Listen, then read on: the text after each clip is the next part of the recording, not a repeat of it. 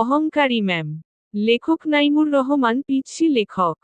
পর্ব ১। রাত ১১টা ছুঁই ছুঁই। রাজশাহী স্টেশনে বসে আছি। চাকরি সূত্রে ঢাকা যাচ্ছি। ২ দিনের ছুটি নিয়ে বাড়িতে আসছিলাম। অনেক বড় একটা আশা নিয়ে নিজ গ্রামে এসেছি আর এখন খালি হাতে ফিরে যাচ্ছি। যেটা হারিয়ে ফেলেছি সেইটা বলতেই আমার খুব লজ্জা হচ্ছে। আমার মা তার ছোট ভাইয়ের কাছ থেকে অনেক বছর আগে ২০,০০০ টাকা নিয়েছিল। তার বিনিময়ে মামা আমাদের একটা জমি দখলে নেয়। অভাবের কারণে টাকাটা পরিশোধ করতে পারিনি। তাই আর জমি ছাড়ানো হলো না। একসময় মা চলে গেল, উনার চিকিৎসা করতে আমাদের বাড়িটা বিক্রি করা হয়। জমি বলতে মামা যতটুকু নিয়েছে ওইটুকু থাকে। মাঝখানে অনেকটা বছর পার হওয়ার পর আসছিলাম ২০,০০০ টাকা নিয়ে জমিটা ছাড়িয়ে নিয়ে নিজ গ্রামে থাকবো, কিন্তু মামা দিতে নারাজ। আমিও আর জোর করিনি। হাসিমুখে চলে আসি। আমার যেহেতু কোনো সাপোর্ট নেই তাই মামার সাথে যুদ্ধ ঘোষণা করা বৃথা। এখন স্টেশনে বসে ভাবছি ঢাকায় গিয়ে সেই একই কাজ করতে হবে। সেই পিয়নের চাকরি, তাতে কিছু বেতন, খাওয়া খরচা চলে। একা মানুষ, খরচ কম হওয়ায় কিছু টাকা জমাতে পেরেছি। আর সেইটা নিয়ে বুকে আশাও বেঁধেছিলাম যে গ্রামে থাকব। সেটা তো আর হলো না। এক বস্তা হতাশা নিয়ে শহুরে জীবনে ফিরছি। আর চাকরির কথা কি বলবো, এইচএসসি এর সার্টিফিকেট আছে আর এদিকে কিছুদিন ডিগ্রিও পড়েছিলাম। তারপর পারিবারিক অভাবের কারণে লেখাপড়ার দরজা সেখানেই বন্ধ। তবে একটা পড়া এখনো চালু রয়েছে, সেটা হলো মানুষকে পড়া, মানুষকে বোঝা। এই সাবজেক্ট পাশ মার্ক তোলাই বেশ কঠিন। বিচিত্র রকম মানুষ সব এই পৃথিবীতে, যাদের চেনা খুবই দুষ্কর। আমি কথাগুলো ভাবছিলাম আমার সামনে বসে থাকা কিছু মানুষের দিকে তাকিয়ে। তারা অনেকটা দূরে ছিল, তাই তাদের চেহারা আবছা দেখছিলাম। আর তখনই খেয়া করলাম কেউ একজন আমার দিকে এগিয়ে আসছে, আবছা আবছা ভাবেই মনে হচ্ছিল ইয়াং কোনো মেয়ে। মেয়েটা এসে আমার সামনে দাঁড়ালো। এবার আমার চোখের আবছা ভাবটা ছাড়ল। আমি এক পলক মেয়েটাকে দেখে নিলাম। বাহহ, মেয়েটা তো বেশ সুন্দরী। শুধু সুন্দরী বললে কম হবে, একটু বেশি সুন্দরী। তবে তার আধুনিক ড্রেসের সাথে তার সৌন্দর্যের কোনো ম্যাচ করছে না। আমি আবার ভাবনাতে চলে গেলাম হঠাৎ। এই কি সমস্যা আপনার, মেয়েটা ধমক দিল। ভাবনা থেকে বেরিয়ে এসে স্বাভাবিকভাবেই বলল, মা। কোনো সমস্যা নেই তো। আমি আমার দিকে একভাবে তাকিয়েছিলেন যে। পছন্দ হইছে? প্রশ্ন শুনে তো গলা শুকিয়ে কাঠ হয়ে গেছে। একে তো মেয়ে, তারপর উপর এত সুন্দরী মেয়ে, আর অদ্ভুত প্রশ্ন। আমি আমতা আমতা করে বলেই ফেললাম, না আমি। কি না?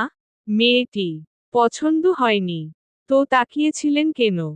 আমার ফেসটা হয়তো ওইদিকে ছিল, কিন্তু দৃষ্টি অন্যদিকে দিয়েছিলাম। ন্যাকা মুখের উপর বলে পছন্দ হয়নি? কি নাম আপনার? নাইম। আমি মিতু। আর আপনাকে চেনা চেনা লাগছে তাই নামটা জিজ্ঞাস করলাম। ওহহ। তারপর মিতু নামের মেয়েটা আমাকে অবাক করে দিয়ে আমার কাজের স্থান, মানে আমি যে কোম্পানিতে পিয়ন হিসেবে চাকরি করি, তার কথা বলল। আপনি কি সেই অফিসের পিয়ন? মিতু: জি জি আমি। ওহহ, আমার বাবা ওই কোম্পানির মালিক আর আমার বাবার অফিসেই চাকরি করেন।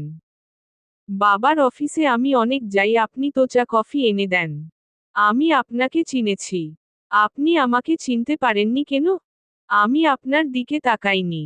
আর আমি মেয়েদের দিকে কম তাকাই। ওরে সুফি!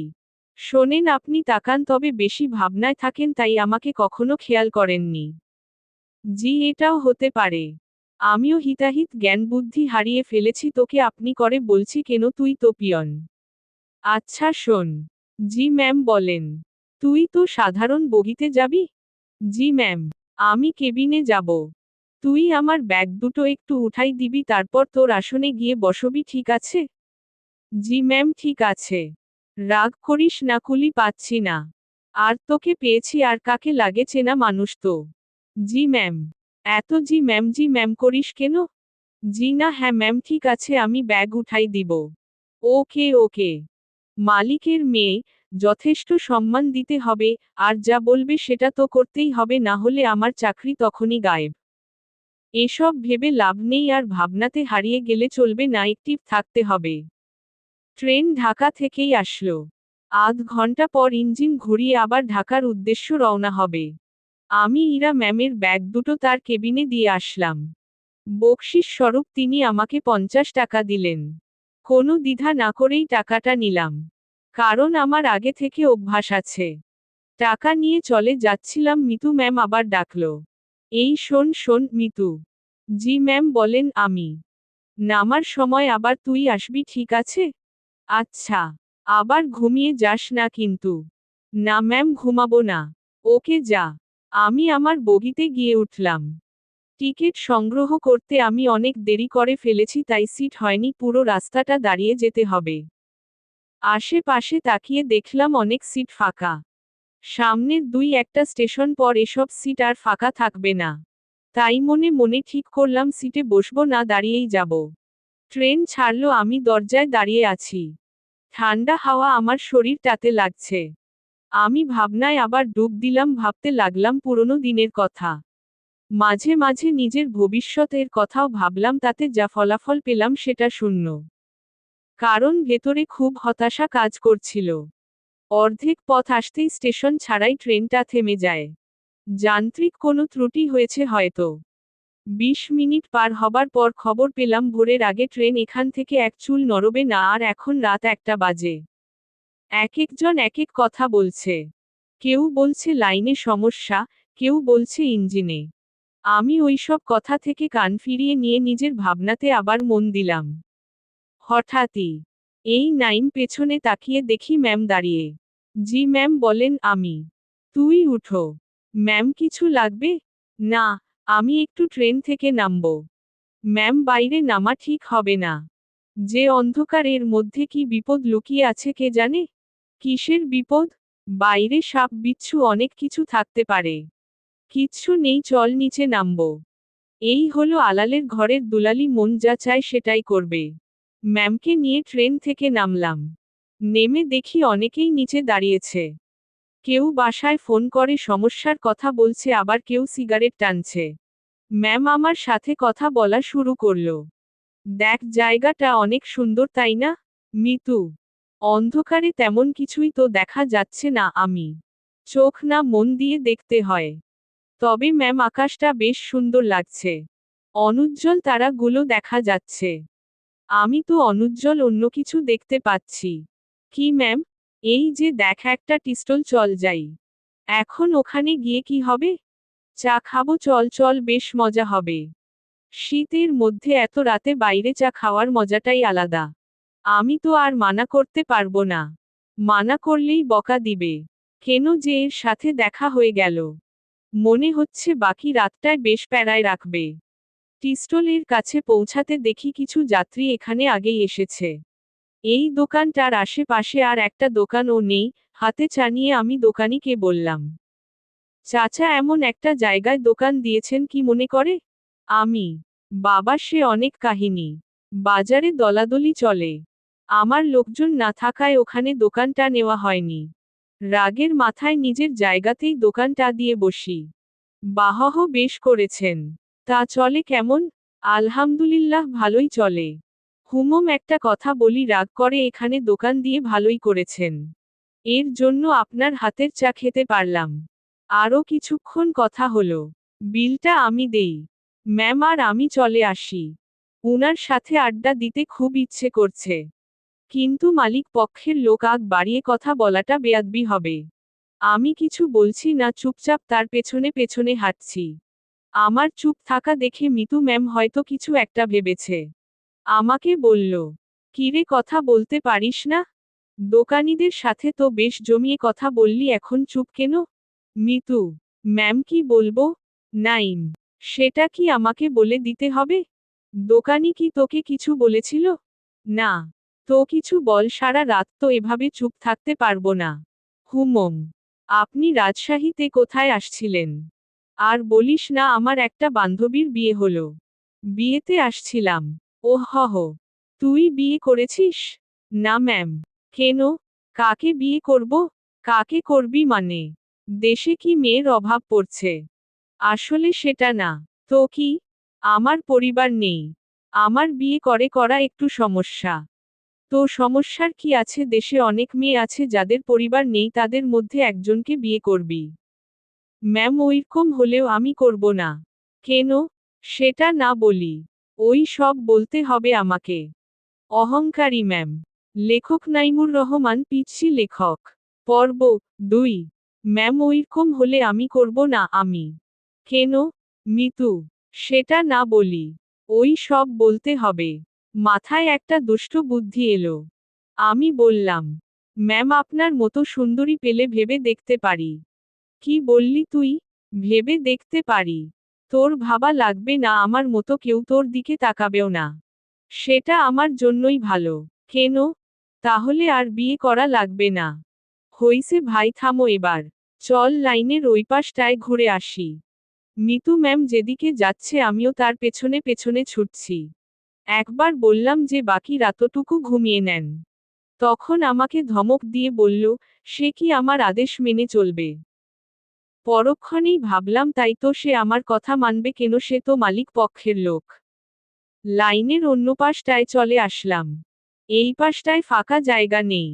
কাছেই একটা গ্রাম দেখা যাচ্ছে। আর লাইনের পাশ দিয়ে একটা রাস্তা গ্রামের ভেতর চলে গেছে। চল রাস্তাটা দিয়ে গ্রামের ভেতর যাই। মিতু। না ম্যাম, এত রাতে যাওয়া ঠিক হবে না। আমি কি বলছি তোকে? জি ম্যাম, চলেন। এই হলো মেয়ে মানুষ, ভালো মন্দ কিছুই বোঝে না। তারপর যদি এরকম ধনী ঘরের মেয়ে হয়, তাদের মাথার তার দুই একটা কমই থাকে। এরা পুরো পৃথিবীকে নিজের মনে করে আর ভাবে সেই সবথেকে ক্ষমতাধর ব্যক্তি। দুজনে অনেকটা হাঁটলাম। এখন আমরা হাঁটছি গ্রামের ভেতরে। পুরো গ্রাম নিস্তব্ধ। কোথাও কোনো সাড়া শব্দ নেই, শুনশান পরিবেশ। ম্যাম মাঝে মাঝে আমার সাথে কথা বলছে। একসময় আমরা ভালোই কথা বলতে শুরু করি। ম্যাম আমাকে বলল, তুই কি সারা জীবন এভাবেই কাটাবি? মিতু। জানি না আমি। জানিস না মানে? আমার ভাগ্যে কি আছে আমি কিভাবে বলবো? হুমম, তাও সবার তো অনেক ফিউচার প্ল্যান থাকে। তোর নেই? না হহ। অদ্ভুত। হুমম। আচ্ছা ম্যাম, একটা জিনিস আমার কাছে খুব খারাপ লাগছে। কি? বললে রাগ করবেন না তো? না বল। স্টেশনে যখন আপনাকে দেখলাম তখন একটা জিনিস খেয়াল করেছি। কি খেয়াল করেছিস? আপনার সৌন্দর্যের সাথে আপনার আধুনিক সাজগোজ একদমই বেমানান। কি বলিস? সবাই তো খুব প্রশংসা করে। সবার চোখ নেই তাই। তো কেমন সাজলে আমাকে ভালো লাগবে? অতি সাধারণ। যেমন, এই যে হেয়ার কালার করেছেন, এটা চুলের সৌন্দর্য নষ্ট করেছে। আপনার ঠোঁটে। এই থামো। জি ম্যাম। তুই অন্ধকারে আমার ঠোঁট কিভাবে দেখলি? ওই যে বললাম না, স্টেশনে দেখেছি। ওহহ, বাদ দে তোর ডায়লগও, চুপচাপ হাঁটতে থাক। জি ম্যাম, আর সামনে না এগোই, আমরা চলে যাই। আরেকটু যাব তারপর ফিরব। পরিবেশটা ভালোই লাগছে। রাতে এভাবে গ্রামের মধ্য দিয়ে কখনো হাঁটিনি। আমরা হাঁটতে হাঁটতে আরো সামনে এগোলাম। আর হঠাৎ দুজন লোক লাইট নিয়ে আমাদের সামনে আসলো। তাদের হাতে মাছ ধরার পোলো। মাছ ধরতেই যাচ্ছে মনে হয়।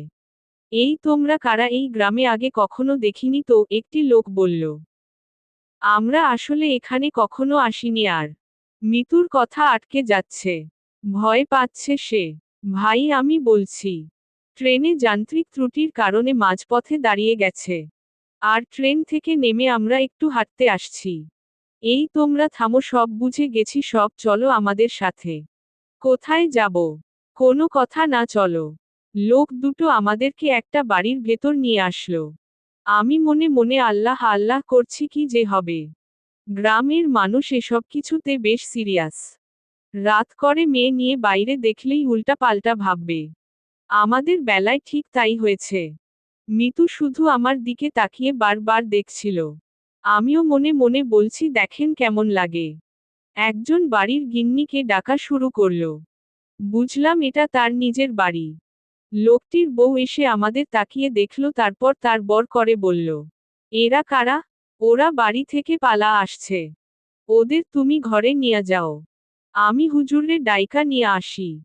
ভাই ভাই, হুজুররে ডেকে কি করবেন? আমি বিয়া করা দিমু তোমাদের। লোকটি, ভাই ভাই শোনেন, উনি আমার কিছু না, আমরা পালা আসিনি।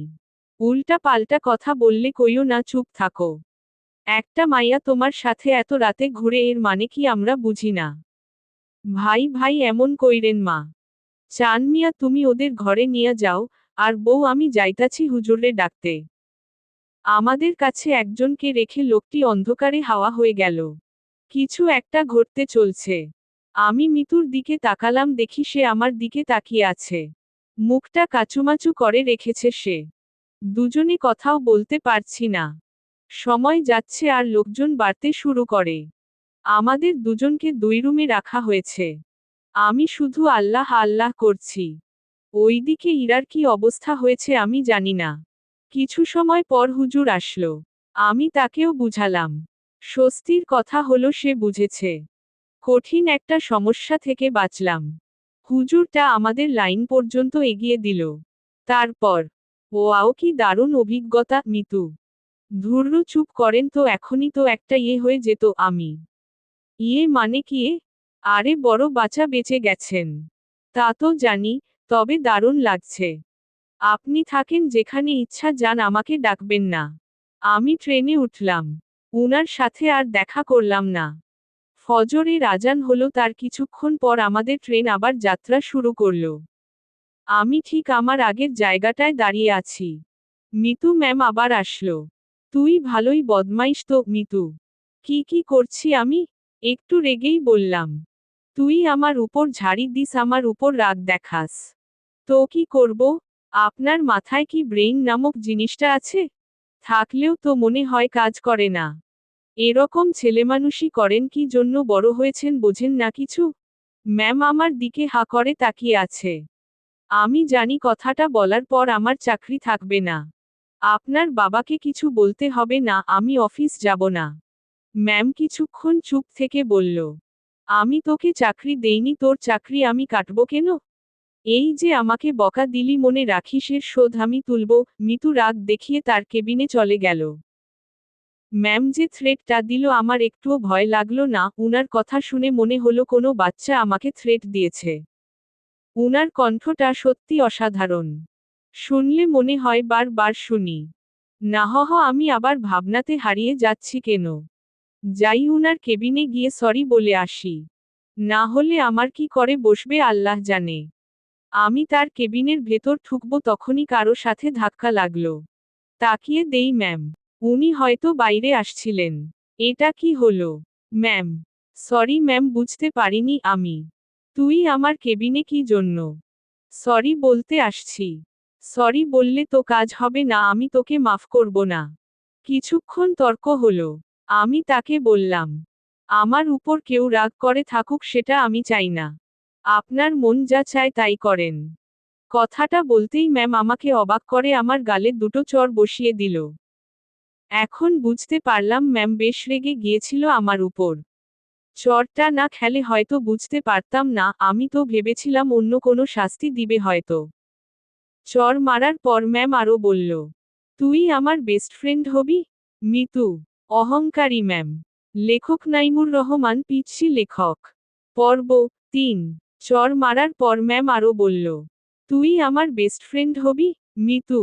এমন থাপ্পড় খাওয়ার পর এরকম প্রস্তাব পাবো ভাবতেও পারিনি। মনে মনে ভাবছি আমি তার সাথে কেন বন্ধুত্ব করতে যাব। তার চাল চলন আর আমার চাল চলন রাত দিন তফাতে। কিন্তু কথাটা তাকে মুখের উপর মানা করতে পারবো না যদি আবার কয়েকটা থাপ্পড় দিয়ে দেয়। ভয়ে ভয়েই বললাম, হুমম হব আমি। গুড। তুই এখন যা। না শোন তোর কন্ট্যাক্ট নাম্বারটা দিয়ে যা, আমি কল করে তোকে ডেকে নিব যে কোনো সময়। ম্যামকে মোবাইল নাম্বারটা দিয়ে আগের জায়গায় ফিরে আসলাম। 8টায় আমাদের গন্তব্যে পৌঁছে গেলাম। মিতু ম্যামের কথা অনুযায়ী তার ব্যাগগুলো নামিয়ে দিলাম। এখন উনি আর আমি স্টেশনের বাইরের রাস্তায় দাঁড়িয়ে আছি। বাসা থেকে উনার জন্য গাড়ি পাঠানো হয়েছে। গাড়ি জ্যামে পড়েছে, তাই অনেক লেট হচ্ছে। আমার পেটের অবস্থা খারাপ। রাতে কিছু খাওয়া হয়নি। আবার অনেকটা বেলা হয়েছে, পেটে এখনো কিছু পড়েনি। ম্যামের সামনে কিছু বলারও সাহস পাচ্ছি। কিছু সময় আমি বললেন, তোর কি ক্ষুধা লাগছে, মিতু? জি অনেক। আমি। তো খেয়ে আয় যা। আর আপনি? আমি এখানে আছি, গাড়ি আসতে অনেক লেট হবে। আচ্ছা আপনি দাঁড়ান, আমি যাব আর আসব। আমি একটা দোকানে গিয়ে চা, বিস্কিটের সাথে কয়েকটা কলা খেয়ে নিলাম। দোকানদারকে টাকা দিতে যাব তখন মনে হলো ম্যামও তো কিছু খায়নি। উনাকে খাওয়ার কথা বলা উচিত ছিল। ভুলটা যেহেতু করেই ফেলেছি তাই উনার জন্য কিছু নিয়ে গেলাম। আমি কাছে গিয়ে তার দিকে খাবারগুলো এগিয়ে দিলাম। আমার দিকে উনি ভ্রু কুঁচকে তাকালো। এগুলা আমাকে কেন দিচ্ছিস? ইরা, খেয়ে নিন, আপনি তো রাতে কিছু খাননি। আমি, তুই কি ভাবিস আমাকে? আমি সকাল সকাল রাস্তায় দাঁড়িয়ে এসব খাবো? এগুলো তোদের মতো লোকজন খাবে। সরি সরি ম্যাম, বুঝতে পারিনি। খাবারগুলো নিজের ব্যাগে ভরে নিলাম, নিজ বাসায় গিয়ে খাবো। ঘন্টা খানেক পর গাড়ি আসলো। ম্যামকে উঠিয়ে দিয়ে আমি আমার বাসায় চলে গেলাম। আমার হাতে শুধু আজকের দিনটাই ছুটি আছে। আগামীকাল থেকে ডিউটি। বাসায় এসে সব ঠিকঠাক করে নিলাম। দিনের বাকি সময়টুকু আর বাইরে বের হলাম না। এই শহরের গাড়িগুলোর হর্ন আমার ভালো লাগে না। প্রচণ্ড বিরক্তিকর একটা জিনিস, শুনলেই মাথা ব্যথা শুরু হয়ে যায়। রুমের জানালা খুলে দিয়ে আকাশের দিকে তাকিয়ে থাকি। গতকাল রাতের ঘটনাটা ভাবতে থাকি। কাল যদি বিয়েটা হয়েই যেত, আজ আমি মামা শ্বশুর বাড়ি থাকতাম, মানে জেলে। কি বাঁচাটাই না বাঁচলাম। সন্ধ্যার একটু আগ দিয়ে মিতুর কল পেলাম। উনি আমাকে তাদের অফিসের সামনে যেতে বলেছে। গতরাতে ফ্রেন্ড হয়েছি, কথা রাখতে অবশ্যই যেতে হবে। কথায় আছে ফ্রেন্ড এর কাছে কোনো বাহানা চলে না। আমিও তাই কোনো বাহানা বা ব্যস্ততা দেখালাম না। বাইরে যাচ্ছি উনার সাথে দেখা করতে, তাই একটু সাজতে হবে। ব্যাগ থেকে নতুন একটা ফুলহাতা গেঞ্জি বের করলাম। একটু স্মার্ট সাজার জন্যই সুন্দরীদের সামনে তো আর এমনি এমনি যাওয়া যায় না। এই প্রথম কাউকে উদ্দেশ্য করে সাজগোজ করছি। মনের মধ্যে কেমন যেন খটকা লাগছিল। এখন খটকা দেখার সময় নেই। ঝটপট রেডি হয়ে আমার অফিসের সামনে গেলাম। ম্যামকে গিয়ে ঠিক সেখানেই পেলাম। উনি তার গাড়ির সাথে হেলান দিয়ে দাঁড়িয়ে আছে। আমি তার সামনে গিয়ে ম্যাম ডেকে সালাম দিলাম। উনি উত্তর নিলেন। আর সাথে সাথে বললেন, গাড়ির পেছনে বসে যা মিতু। কোথায় যাবেন? আমি, হ্যাঁ, কোথায়? আমার বন্ধুদের সাথে তোর পরিচয় করিয়ে দেব, সেখানেই নিয়ে যাচ্ছি। আমি আর কিছু বললাম না। তার গাড়ির পেছনে চেপে বসলাম। আধ ঘন্টা পর একটা রেস্টুরেন্টে এর সামনে গিয়ে ম্যাম গাড়ি থামালো। তারপর আমাকে নিয়ে রেস্টুরেন্টে ঢুকলো। আমি তার পিছু পিছু গেলাম। উনি একটা জায়গায় গিয়ে থামলো আর কিছু ছেলে মেয়ের সাথে গিয়ে কথা বলা শুরু করলো। বুঝতে পারলাম এরাই তার ফ্রেন্ড। এবার ম্যাম আমার দিকে তাকিয়ে বলল, বন্ধুরা, তোমাদের জন্য একটা গিফট এনেছি। মিতু, কিরে দোস্ত, কে এটা? উনার একজন বান্ধবী বলল। আর বলিস না, এ প্রাণীকে রাজশাহীতে পেয়েছি। এ পাগলার সাথে কিছুক্ষণ কথা বলেছি, তারপর বেস্ট ফ্রেন্ড হওয়ার প্রস্তাব দিয়েছি।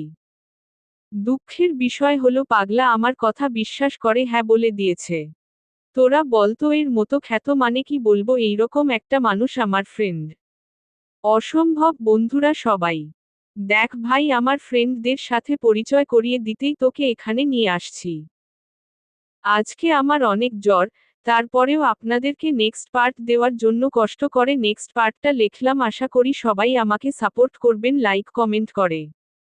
মিতু একে একে তার বন্ধুদের সাথে পরিচয় করিয়ে দিল। সবাই বনেদি ঘরের ছেলে মেয়ে।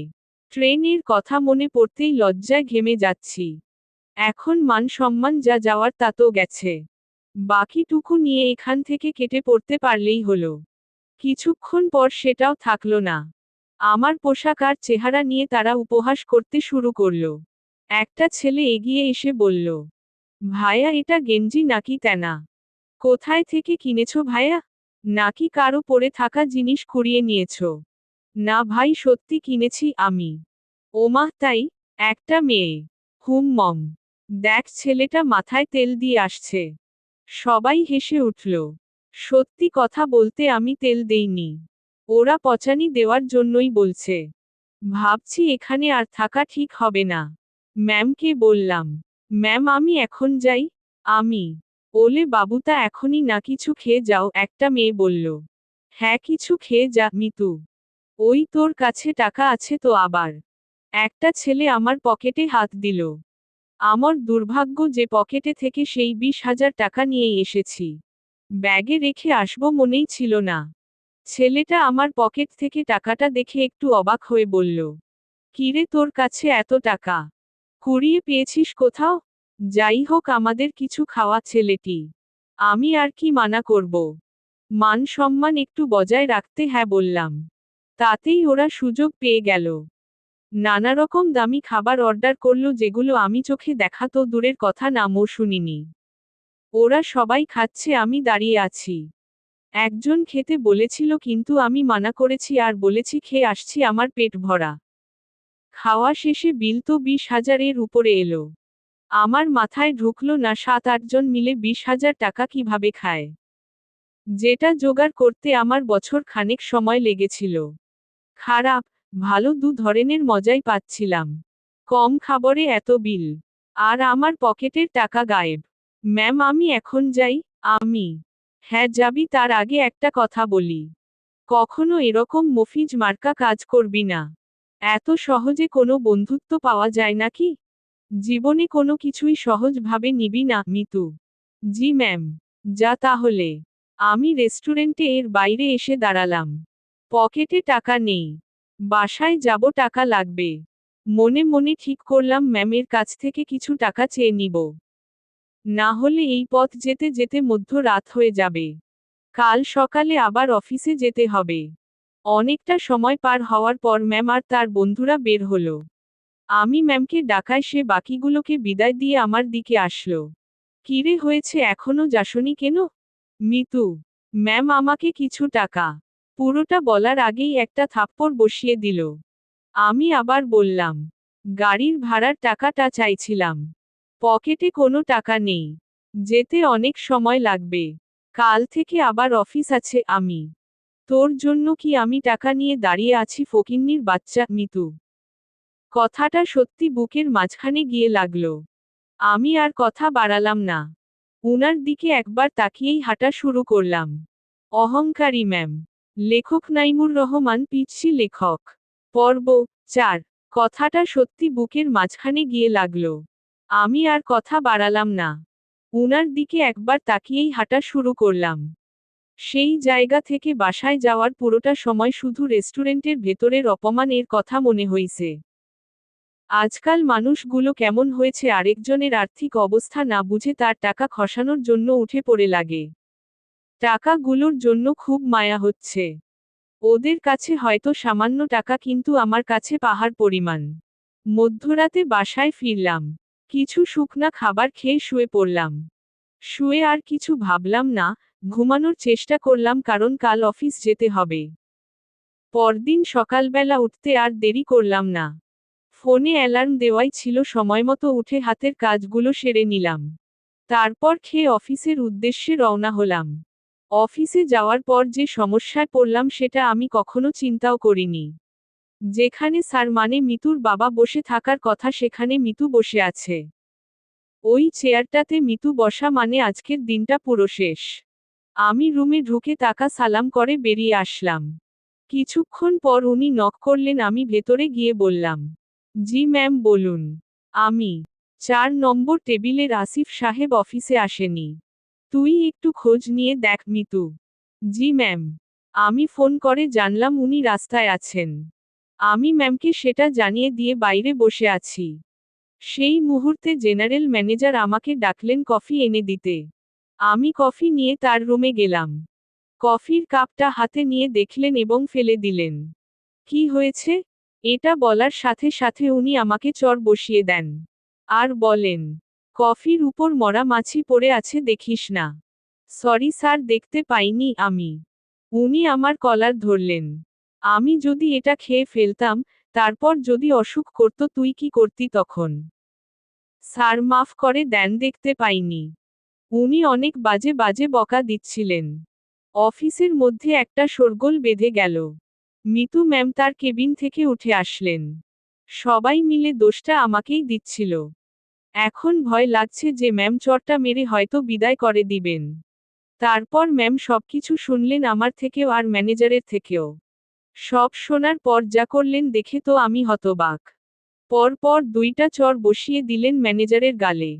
আমি কিছু বলার আগেই এখান থেকে বের হবেন।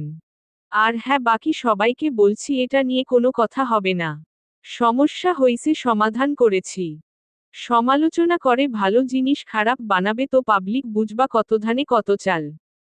যার যার কাজে যাও, সবাই অনেক সময় নষ্ট হয়েছে। কিছুক্ষণ ঝড়ের পর অফিস স্বাভাবিক। আগের মতো কাজ চলছে। কিভাবে সব সামলে নিলেম। হুটহাট ম্যানেজার স্যাকডো। সাথে 2টা থাপ্পড়। বিচারটা যাই করুক, তাহলে আমার সাথে অমন করলো কেন? ভাবতে ভাবতে কোনো উত্তরই খুঁজে পেলাম না। লাঞ্চের সময় আমি বাসা থেকে রুটি নিয়ে আসছি। 2-1জনকে পানি এনে দিয়ে আমি খাওয়ার জন্য বসবো, তখন ম্যাম ডাকলো। মনে মনে ভাবছি খাওয়াটাও কপালে নেই। মুখ ভার করেই ম্যামের রুমে ঢুকলাম। জি ম্যাম, কিছু বলবেন? আমি। তুই খাবার খেয়েছিস? জি না। বাসা থেকে খাবার নিয়ে আসছিস? নাকি বাইরে গিয়ে খাবি? বাসা থেকে এনেছি। যা, খাবার নিয়ে আমার রুমে আয়। ম্যাম, বুঝিনি। আরে হারামি, খাবার নিয়ে আমার রুমে আয়। কথাটা শুনেই ভাবছিলাম আমি ঠিক শুনছি তো। ভাবনাতে আর ডুব দিলাম না। দেরি না করে খাবার নিয়ে আবার রুমে ঢুকলাম। ম্যাম তো দেখি দামি দামি খাবার সব টেবিলে সাজাচ্ছেন। আমাকে দেখিয়ে দেখিয়ে বললেন, এসব আমার মায়ের হাতের রান্না। মিতু ম্যাম, আমি বাইরে গিয়ে খাই, আপনি খাওয়া শুরু করেন, পানি লাগলে বলবেন। আমি। এই, তোকে কি এই জন্য ডেকেছি? আচ্ছা, তোর খাবারের বাটিটা আমার হাতে দে তো। আমি তেমন কিছু আনিনি, ওই রুটি। আমি দেখব, দে। ম্যাম। ওই ভয়েই বাটিটা উনার হাতে দিলাম। লজ্জায় তো মাথা কাটা যাওয়ার অবস্থা। বাসায় কিছু ছিল না, তার উপর টাকাও নেই। রুমে পেয়া মরিচ ছিল, সেগুলো কেটে তেল আর লবণ দিয়ে মাখিয়ে নিয়ে আসছি। ম্যাম যদি সেটা দেখে তো। কথাটা ভাবতেই ভাবতেই বাটির ঢাকনা খুলেই উনি চোখ বড় বড় করে ফেলেন। খাবারটা কিছুক্ষণ তাকিয়ে থেকে দেখে আবার আমার দিকে তাকালেন। কিরে, এগুলা কি? মিতু ম্যাম, আসলে রুমে কিছু ছিল না। তারপর টাকাও নেই, রুমে আটা ছিল তো এইটা দিয়ে আর কি একটা ব্যবস্থা করে নিয়ে আসছি। আমি। ম্যাম আমার বাটিটা টেবিলে রাখলেন। তারপর উনি তার চেয়ারে বসে পড়লেন। আমি দাঁড়িয়ে আছি।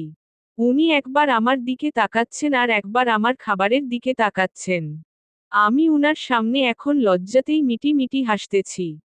উনি কিছু সময় চুপ থাকার পর মুখ খুললেন। এই যে, এই খাবারগুলো তোর। উনার খাবার আমার দিকে এগিয়ে দিলেন।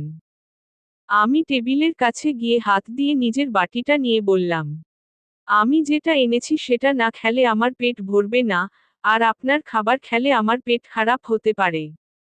এত ভালো জিনিস কখনো খাওয়া হয়নি, তো পেট খাবারটা সহ্য করতে নাও পারে।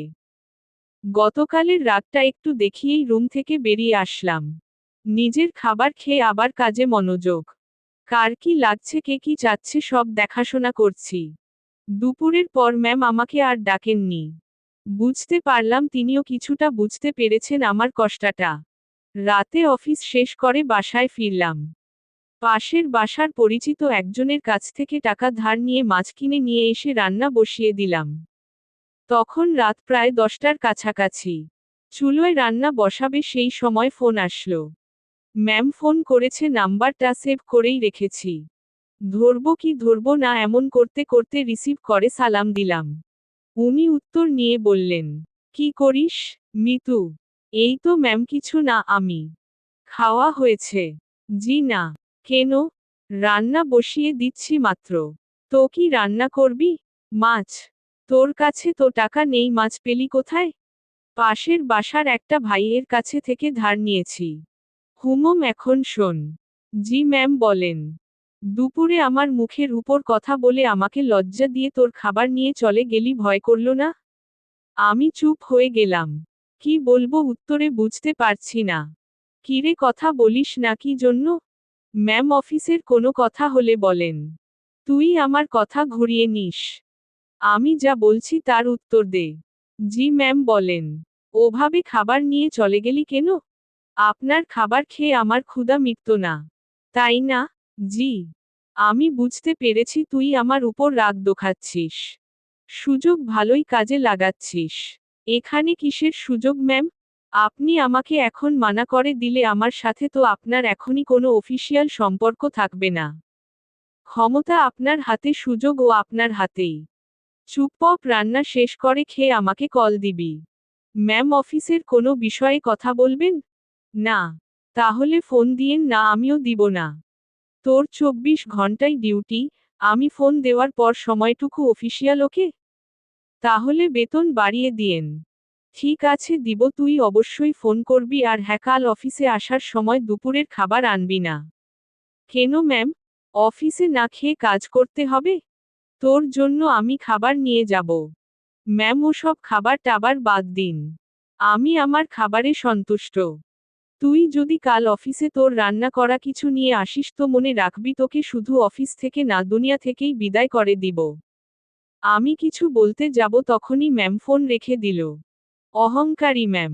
লেখক নাইমুর রহমান পিচ্ছি লেখক। পর্ব 5। তুই যদি কাল অফিসে তোর রান্না করা কিছু নিয়ে আসিস তো মনে রাখবি তোকে শুধু অফিস থেকে না, দুনিয়া থেকেই বিদায় করে দিব। মিতু। আমি কিছু বলতে যাব তখনই ম্যাম ফোন রেখে দিল। মনে মনে ভাবছি এত আদিক্ষেতা দেখানোর কি আছে? আমি তার অফিসের সামান্য একজন পিয়ন, আর এমন ব্যবহার করছে মনে হয়। না, ছি ছি, কি সব কথা ভাবছি আমি। পরদিন সকাল সকাল উঠে আর রান্না করলাম না। সকালের নাস্তাটা বাইরে করেই অফিসে রওনা হলাম। অফিসে গিয়ে দেখি ম্যাম আগেই এসেছেন। প্রতিদিনের মতো হাজিরা দিলাম। উনি আমাকে দেখে তেমন কিছু বললেন না। দুপুর পর্যন্ত স্বাভাবিকভাবেই কাজ করলাম। দুপুরের খাবার সময় ম্যাম তার রুমে ডাকে। আমি জানি উনি আমার জন্য খাবার নিয়ে আসছে। খুব লজ্জা লাগছিল। রুমের এক পাশে খাবার খাওয়ার জন্য সুন্দর একটা ব্যবস্থা ছিল। ম্যাম আমাকে ওখানটায় বসতে বলে। আর আমার সামনাসামনি উনিও বসে যান। উনি একটা প্লেটে খাবার দিয়ে আমাকে দেয়। আরেকটা উনি নেন। আমি প্লেটে হাত দিতে পারছিলাম না। খুব ভয় কাজ করছিল। এত বড় একজন মানুষের সামনে খাবার খাওয়া চারটিখানি কথা না, তার উপর সামনে এত সুন্দরী মেয়ে বসা। ম্যাম আমার দিকে খেয়াল করে বলল, তুই হাত দিয়ে খাবি না, খাওয়াই দিব? মিতু। জি না ম্যাম। একটা কথা বলবো আমি। কি? আমি খাবার বাইরে নিয়ে গিয়ে খাই? এখানে খাইতে তোর সমস্যা কোথায়? ম্যাম, সত্যি বলতে ভয় করছে। কি ভয়? আরে ভয় কি জন্য পাচ্ছিস? আপনার সামনে এভাবে খাওয়া। তো কি হয়েছে, খা। ম্যাম। হুমম। বাইরে যাই? নাইম, আমি এক কথা 100 বার বলতে পারবো না। আমি আর কথা বাড়ালাম না। ভয়ে ভয়েই খাওয়া শেষ করলাম। ম্যাম ছোট বাচ্চাদের মতো খাচ্ছিলেন। দেখতে বেশ মজাই লাগছিল। ম্যাম খাওয়ার দৃশ্যটা দেখতে গিয়া তার চোখে চোখে পড়ে যায়। আমার বুকটা তখন ভয়ে ধুক করে উঠেছিল। ইশারায় বলেছিলেন কি হয়েছে? আমি মাথা নাড়িয়ে মানা করে বলি কিছু না। খাওয়া শেষে। তুই বাসায় যা, তোর ছুটি। মিতু। জি ম্যাম, কেন? আমি আমি দিয়েছি তাই। বাসায় তো কোনো কাজ নেই আমার। এত কথা তোকে কে বলতে বলেছে? যা, সোজা বাসায় যাবি, কোথাও যেন দেরি না হয়। আমার ছুটিতে বাকি সবাই একটু অবাক হলো। আমি জানি না ম্যাম আমার কাজগুলো কাকে দিয়ে করিয়ে নিবেন। উনি যেভাবে কাজ করেন যে কেউ দেখলে অবাক হবে। আমি বাসায় এসে বিছানায় আরাম করছি। মাথার উপর ফ্যানটার দিকে তাকিয়ে অন্য একটা ভাবনায় ছিলাম।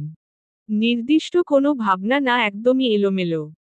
বাংলায় এই ভাবনাকে কি বলে বা কিভাবে ব্যাখ্যা করে আমি জানি না। এই জিনিসটাও ভাবতে ভাবতে আমার চোখ বন্ধ হয়ে আসে। জানি না কতটা সময় ঘুমিয়েছি। হঠাৎ আমার কানে কোনো একটা শব্দে বেজে ওঠে। চোখ খুলে বুঝতে পারি ফোন বাজছে। ফোন হাতে নিয়ে আবছা চোখে দেখি ম্যাম কল করেছে। ফোন রিসিভ করলাম। কই তুই? ওপাশ থেকে ম্যাম। কই আবার আপনি তো ছুটি দিয়েছেন, বাসায় আসছি আমি।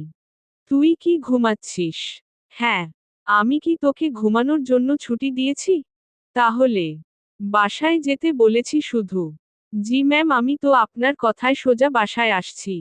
আর বাসায় কাজ নেই তাই একটু। তুই চুপ কর। শোন। জি বলেন। আমাদের অফিস থেকে দক্ষিণ দিকে যে লেকটা আছে তুই চিনিস? জি ম্যাম। তুই আয়, আমি তোর জন্য অপেক্ষা করছি। কেন ম্যাম? তোকে আসতে বলছি না আমি? ধমক দিয়ে। জি জি জি ম্যাম, এই তো আসছি আমি। এবার বুঝলাম আমাকে ছুটি দেওয়ার কারণটা কি ছিল। আমার কাছে এটাও একটা ডিউটি। কিচ্ছু করার নেই, যেতেই হবে। যেমন ছিলাম তেমনই বেরিয়ে গেলাম। গতদিনের মতো আর সেজেগুজে বের হলাম না, যদি আবার অপমান করে। পকেটে টাকা আছে তবুও হেঁটে যাচ্ছি। এই মাসের বেতন পেতে অনেক দেরি। তাই এমনি টাকা খরচ করা চলবে না। আমি ম্যামের কথা মতো সেই লেকের পাড়ে পৌঁছে যাই। এর মধ্যে ম্যাম আমাকে দুবার কল করেছিল, শুধু জেনেছিল আমি কই আছি।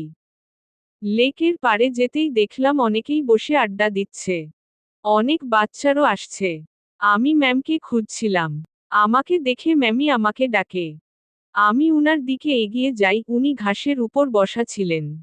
একটু দূর থেকেই মনে হচ্ছিল কোনো কারণে মন খারাপ। আমি তার কাছে গিয়ে দাঁড়ালাম। বসো এখানে, মিতু। আমি বসার পর, জি ম্যাম বলেন। আমি বুঝলাম না 10 মিনিটের রাস্তা 1 ঘন্টা লাগে কিভাবে। আসলে ম্যাম কি বলবো, হেঁটে আসছি। কথাগুলো বলার সময় আমি একটু হাসছিলাম। তুই হেঁটে আসছিস কি জন্য? টাকা নেই? আছে, তবে খুবই অল্প। খরচ করলে বর্ষর বিপদে পড়তে হবে। ম্যাম চুপ। আপনার মন খারাপ দেখছি। ম্যাম কিছু হয়েছে কি? তোর জন্য। ম্যাম আমি কি করেছি? অনেক লেট করছিস। জি সরি। উঠো, দাঁড়িয়ে কান ধরে থাক। ম্যাম এটা। আমি উঠতে বলেছি, জোর গলায়। আমি উঠতে যাব তখনই ম্যাম আমাকে বসতে বলে। পকেটে টাকা আছে তো, তাই না? মিতু। হ্যাঁ আছে। চল আইসক্রিম খাবো। আমার টাকা দিয়ে? তো, কখনো কোনো মেয়েকে বিল দিতে দেখেছিস তুই? না। তো আমার কাছ চাইবি না, চল আইসক্রিম খাবো। ম্যাম শোনেন, একটু মনটা নরম করেন, টাকাগুলো গেলে খুব সমস্যায় পড়ব। সেটা তো আমি জানি না, তুই আমার বেস্ট ফ্রেন্ড। বেস্ট ফ্রেন্ড এর জন্য সবাই জান দিয়ে দেয়, আর আমি তো তোর কাছ থেকে টাকা চাইছি, জানতো না। আর সময় হলে জানটাও দিয়ে দিবি। অসহায়ের মতো দাঁড়িয়ে আছি। এখন আমার পকেটের 12টা বাজবে। ম্যাম আর আমি আইসক্রিম খেলাম। আমাদের মধ্যে কোনো কথা হচ্ছিল না। দুজন শুধু হাঁটছিলাম, আর মাঝে মাঝে দরকার হলে উনি নিজে থেকেই কথা বলছিলেন। লেকের পাড় থেকে বের হয়ে রাস্তায় আসলাম। উনি গাড়ি নিয়ে আসছেন। দেখে মনে হচ্ছে চলে যাবেন। ম্যাম তাহলে আপনি যান, আমি চলে যাই। এই কই যাস তুই? বাসায়। নাহহ, গাড়িতে ওঠ। কোথায় যাবেন? Long drive. না ম্যাম আপনি যান, আমি বাসায় যাই। ব্রেকআপ যাহহ, বাসায় যা, বাসায় গিয়া মর। ম্যাম রাগ করে গাড়িতে হেলান দিয়ে দাঁড়ালো। এরকম অবস্থায় তো রেখে যাওয়া যায় না। আমি তার দিকে একটু এগিয়ে গেলাম। আর উনি যে একটা শব্দ বলেছেন সেটার মানে জানার জন্য তাকে প্রশ্ন করব। যদিও আমি জানি, তবুও প্রশ্ন করব যাতে উনার রাগটা ভেঙে আমার প্রশ্নের উত্তর দিতে মনোযোগী হয়। ম্যাম ব্রেকআপ কি? আমি। তুই জানিস না? ন্যাকামো করিস? মিতু। সত্যিই জানি না। তোর আমার যে বন্ধুত্ব আছে সেটা কাটাকাটি, এটার মানেই ব্রেকআপ? ওহহ ম্যাম, আপনার মধ্যে তো এইরকম কিছু নেই। নাইম, আমি তোকে বলছি না তুই আমার বেস্ট ফ্রেন্ড। আপনি তো বলেছেন যে এটা মিথ্যা ছিল। গাড়িতে ওঠ, সব বলছি। কথা বাড়ালাম না। গাড়ির পেছনে দরজা খুলতে যাব তখনই। ওই হাদারাম কি করিস? মিতু। বসবো না? আমি। সামনে। পেছনে কেন? সামনে। হ্যাঁ রে গাধা, উঠো। গাড়িতে উঠলাম। ম্যাম ড্রাইভিং সিটে আর আমি তার পাশে। সন্ধ্যা হয়ে আসছে। ম্যাম এবার আমার সাথে বেশ ফ্রি ভাবে কথা বলা শুরু করল। আমরা কিন্তু কুমিল্লা যাচ্ছি, মিতু। এত দূর কেন? আমি। আরে লং ড্রাইভ তো। আর রাগ ভাঙাতে সময় লাগবে। কিসের রাগ? তুই আমার উপর রেগে আছিস আমি জানি। আমি আপনার উপর কি জন্য রাগ করব?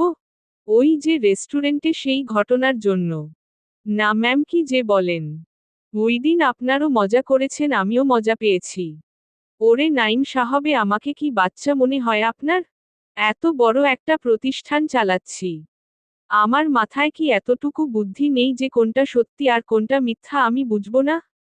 অহংকারী ম্যাম। লেখক নাইমুর রহমান পিচ্ছি লেখক। পর্ব 6। ওরে নাইম সাহেব, আমাকে কি বাচ্চা মনে হয় আপনার? এত বড় একটা প্রতিষ্ঠান চালাচ্ছি। আমার মাথায় কি এতটুকু বুদ্ধি নেই যে কোনটা সত্যি আর কোনটা মিথ্যা আমি বুঝব না?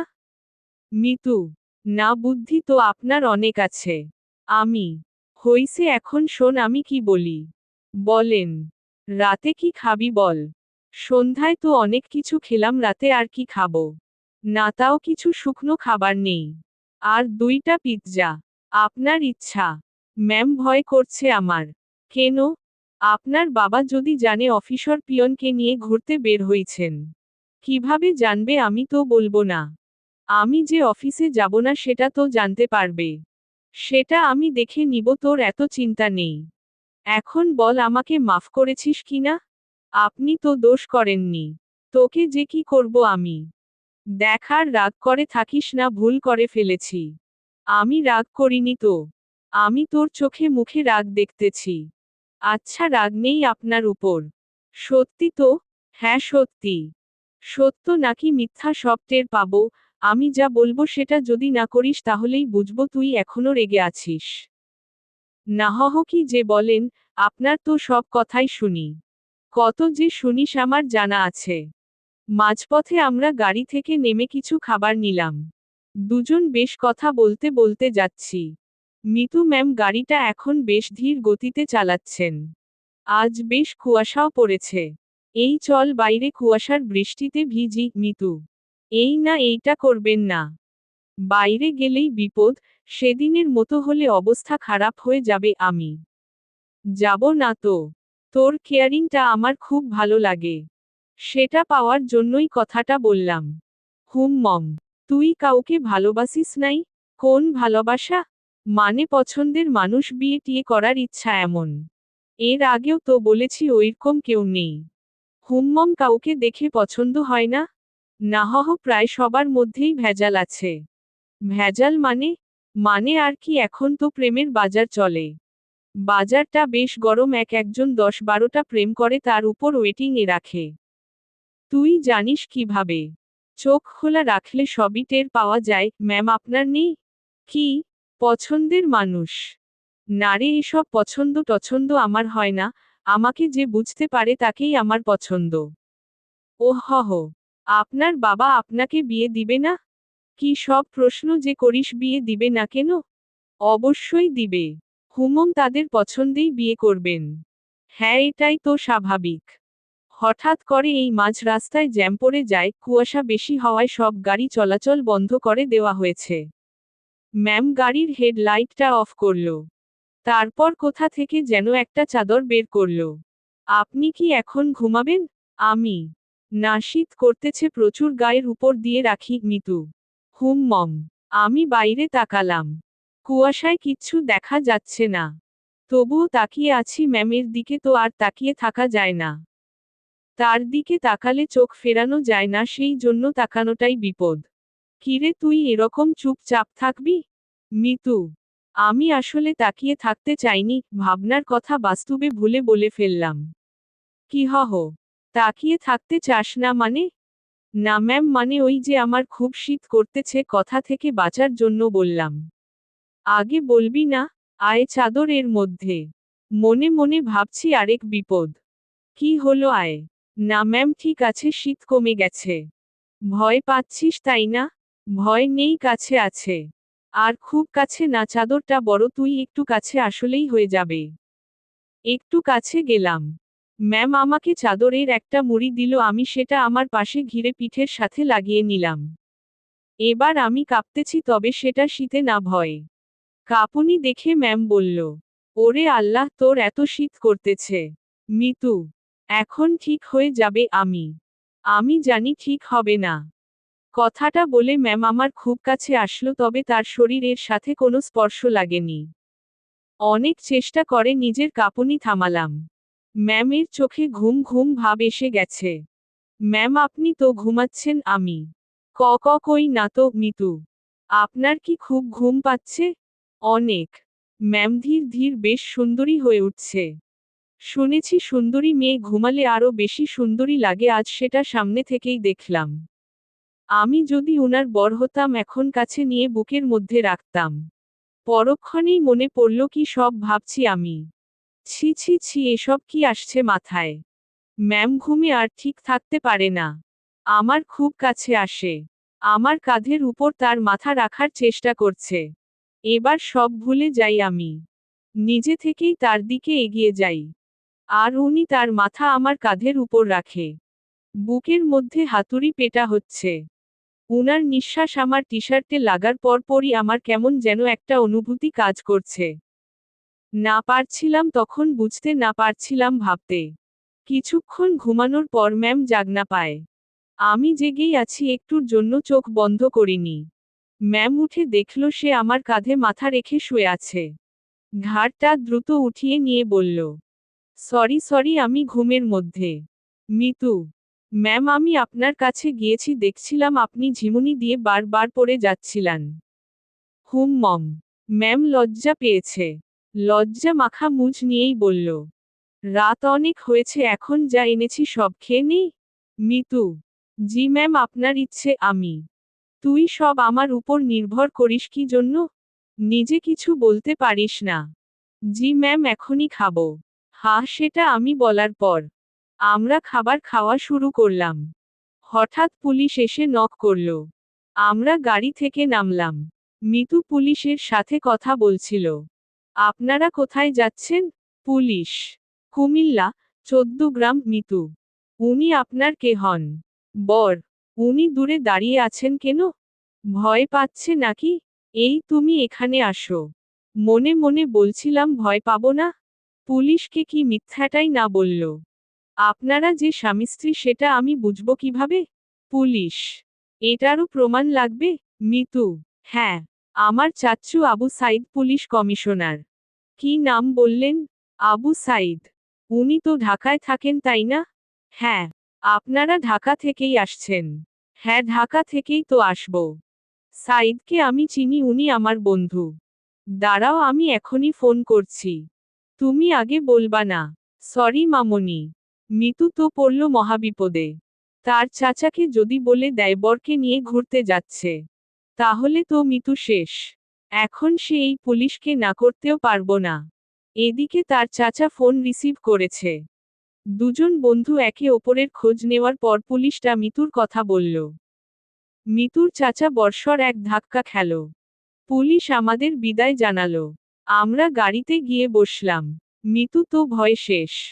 একটু পরেই ইরার ফোন বেজে উঠল, তার চাচা কল করেছে। মিতু ফোন রিসিভ করল। তুমি কোথায় আছে, কিভাবে আছো, কার সাথে আছো আমি জানতে চাচ্ছি না। যার সাথে থাকো না কেন তাকে কাল আমাদের বাসায় নিয়ে আসো, ঠিক আছে? চাচা, জি চাচ্চু। মিতু, ওকে। মিতুর চাচা ফোন রেখে দেয়। মিতু আমাকে বলতে শুরু করল, এখন কি হবে? মিতু, আপনারই তো দোষ, আপনি মিথ্যা বলতে গেলেন কেন? আমি সত্যি বললে যদি সমস্যা করত তাই। আর আমি আগে থেকেই ভেবে রেখেছি পথে সমস্যা হলে এগুলো বলবো। কিন্তু এই হারামি পুলিশটা যে চাচার বন্ধুকে জানতো।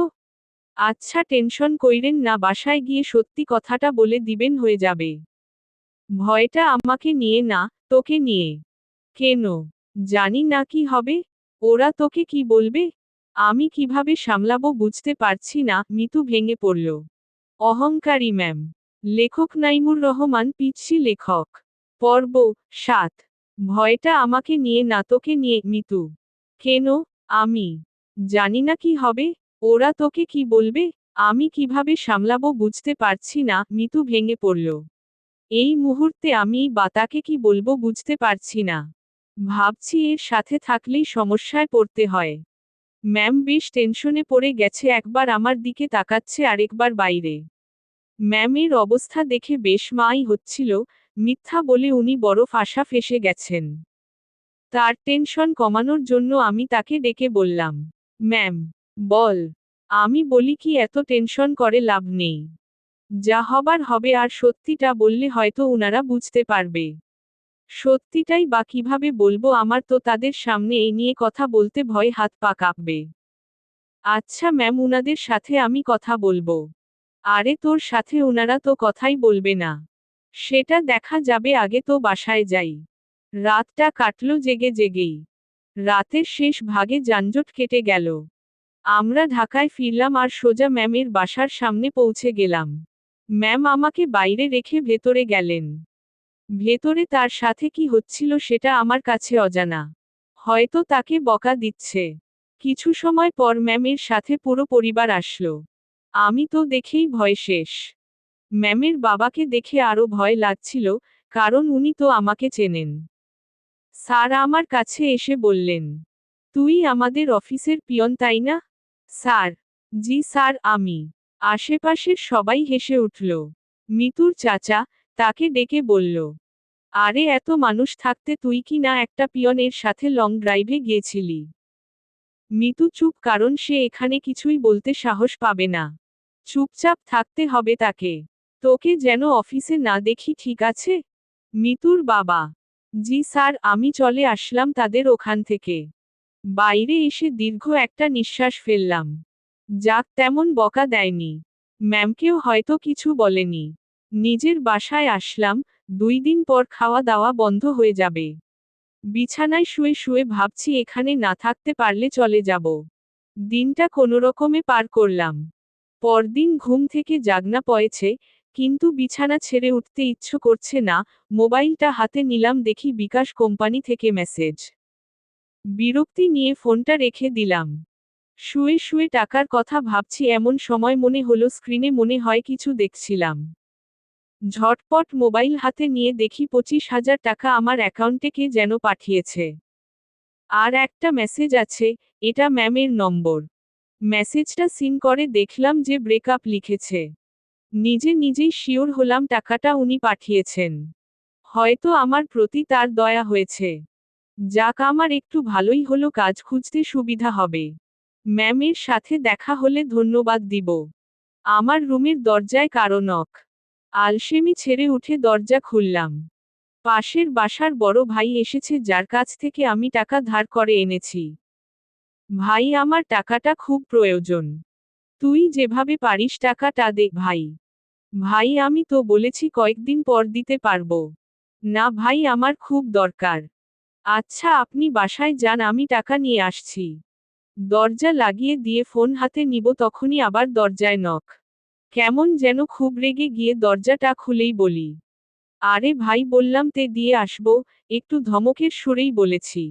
আমার এমন করে বলাটা ভুল হইছে, কারণ সামনে ম্যাম দাঁড়িয়ে আছে। এখন কি বলবো, কিভাবে কথা কাটিয়ে নিব? এসব ভাবতে ভাবতেই ম্যাম নিজেই প্রশ্ন করল, কি সমস্যা, এত রেগে আছিস কেন মিতু? আপনি এখানে? আমি বেশ অবাক, কান্তাকে এখানে এভাবে কখনো আশা করিনি। আমার সামনে থেকে সরকুত্তা, ভেতরে যাব। আমি সরে দাঁড়াতে উনি ভেতরে ঢুকলেন। তারপর আমার বিছানায় নিজের শরীরটা এলিয়ে দিলেন। ফ্রেশ হয়ে নে। ম্যাম, আজকে আবার কোথাও যাবেন নাকি? আমি, আরে না তুই যা, ফ্রেশ হয়ে নে, কথা আছে। আচ্ছা আমি বাইরে থেকে আসছি একটু। ওকে। আমি বাইরে এসে টাকা উঠে বড় ভাইকে দিয়ে আসি। উনি যদি আবার আসতেন আমার রুমে মেয়ে দেখে হয়তো ভিন্ন কিছু ভাবত। রুমে এসে দেখি ম্যাম ঘুমিয়ে গেছে। আমি ফ্রেশ হয়ে নিলাম। কাজ শেষে ওনার দিকে তাকিয়ে ভাবছি এই মেয়েটার যে কি হইছে। যে বলছি তাই শুনছে। উনি চোখ খুলে বললেন, খাওয়া হইছে? মিতু, না। টাকা যা পাঠিয়ে দিলাম এখনো খাসনি কেন? উঠতে তো হবে। যা বাইরে থেকে খাবার নিয়ে আয়, একসাথে খাবো। ম্যাম আপনি এই পরিবেশে খেতে পারবেন না। তুই পারলে আমিও পারবো। কথা বাড়িয়ে লাভে, মেয়ে আমার কথা শুনবে না। বাইরে গিয়ে টাকা উঠিয়ে ভাইকে দিলাম আর ম্যামের কথা মতো খাবার নিয়ে আসলাম। খাবারটাও সকাল সকাল বিরিয়ানি। কি নিব ভেবে না পেয়ে এটা নিয়েই ফিরলাম।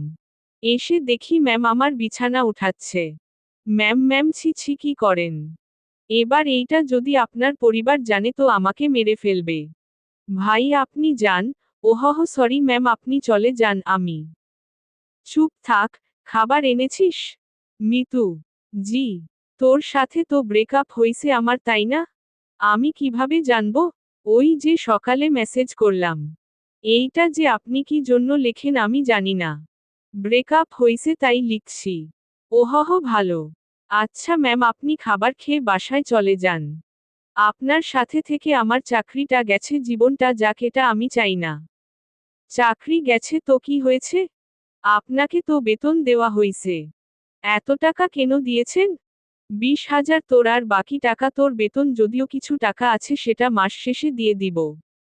কাজ না করে টাকা আমি নিব না। কাজ তো তোকে দিবই। কি কাজ? আমার সাথে সময় কাটানো। আমাকে তো পাইছেন। মানে কি? মানে বোঝেন না?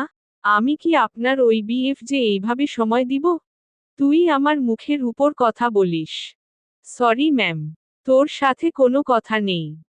আপনি যেভাবে এসে আমার বিছানায় শুয়ে পড়লেন, আমি তো বেশ ভয় পেয়েছি, আর এখনো পাচ্ছি। এটা যদি আপনার বাসার কেউ জানতে পারে তো আমাকে এখান থেকে পালাতে হবে। তুই পালিয়ে যাবি তাই না? তো পালাবো না? আমি কি জানের ভয় নেই? কে মারবে তোকে? আপনার পরিবারের সবাই মিলেই মারবে। ভালো তো মাইর খাবি। আপনাদের মাইর দিতে ভালোই লাগে। না আমার এখানে থাকলে চলবে না, এ শহর ছাড়তে হবে? কি বললি? ম্যাম বসা থেকে উঠে দাঁড়ালো। আপনার টর্চরে এখান থেকে পালাতে হবে। তাই? হুমম এখান থেকে যাতে না পালাতে পারিস সেই ব্যবস্থা তো করতেই হয়। ম্যাম আমার দিকে এগিয়ে আসছে। একটু ভয় পেয়েই বললাম, মারবেন নাকি? আমি না অন্য কিছু করব। মিতু, আপনি এভাবে তাকিয়ে আছেন কেন? আমার ভয় করে এমনিতে, কিন্তু কালকের ভয় এখনো ধুক ধুক করে উঠে, তার উপর আপনার এই রকম চাহনি। আমার চোখে তুই ভয় দেখতে পাস? হ্যাঁ। ওকে ওকে দেখাচ্ছি ভয়। ম্যাম আমার দিকে এগোচ্ছে আর আমি পেছনে দিকে যাচ্ছি। একসময় আমার পিঠ দরজায় লেগে যায়। ম্যামও আমার খুব কাছে চলে আসে। তার শরীর থেকে সুগন্ধি আসছে।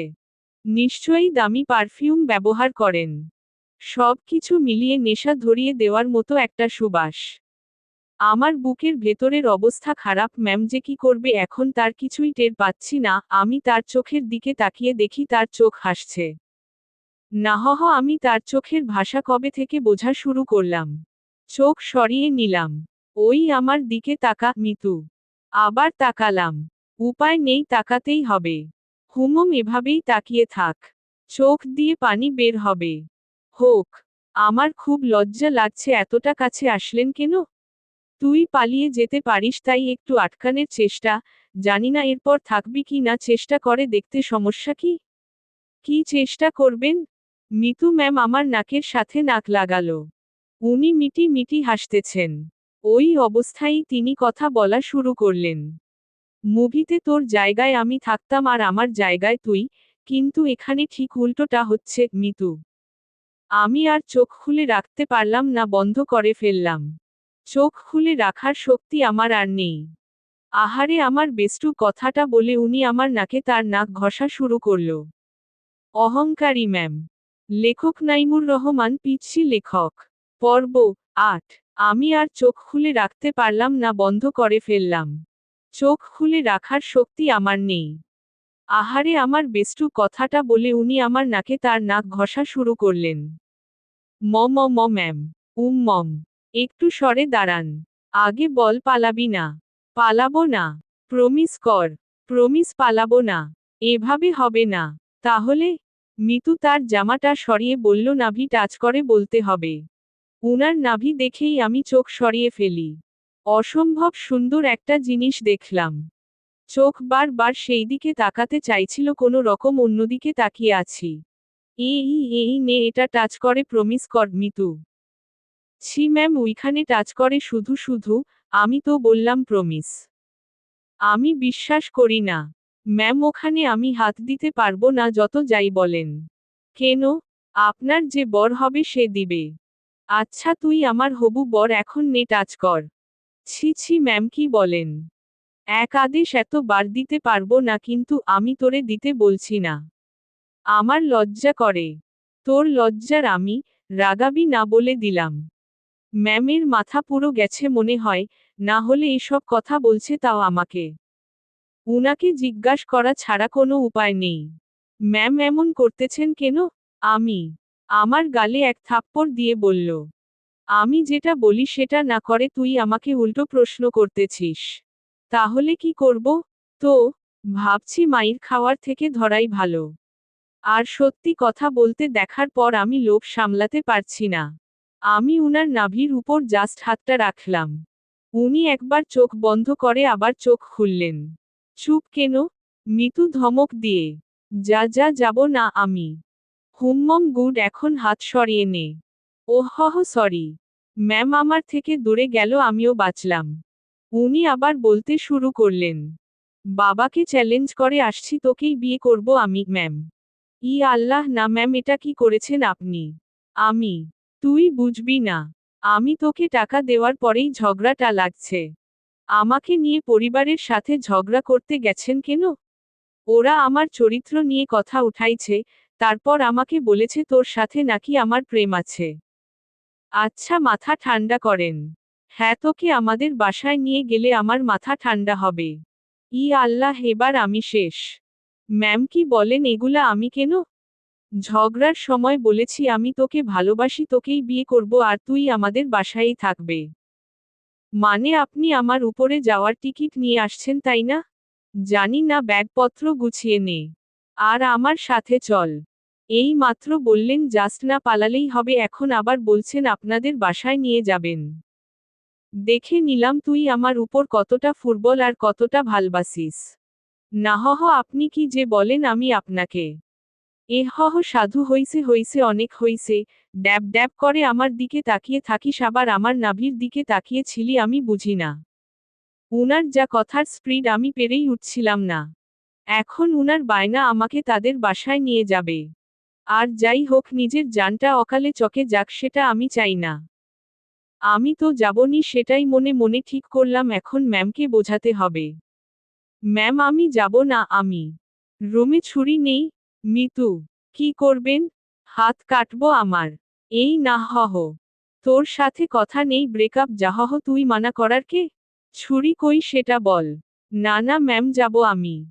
দ্রুত তোর কাপড় গুছিয়ে ব্যাগে উঠা। ওকে ওকে উঠাচ্ছি। না তুই ভাঁজ করে দে আমি উঠাচ্ছি। আমি কাপড়গুলো ভাঁজ করে দিচ্ছি আর ভাবছি এই রকম জেদ ধরা ভালোবাসার জন্য আমি তার সাথে চলে যাচ্ছি। এটা কি ঠিক হবে? আমি ইরাকে ভয়ে ভয়েই বললাম। ম্যাম একটা কথা আমি।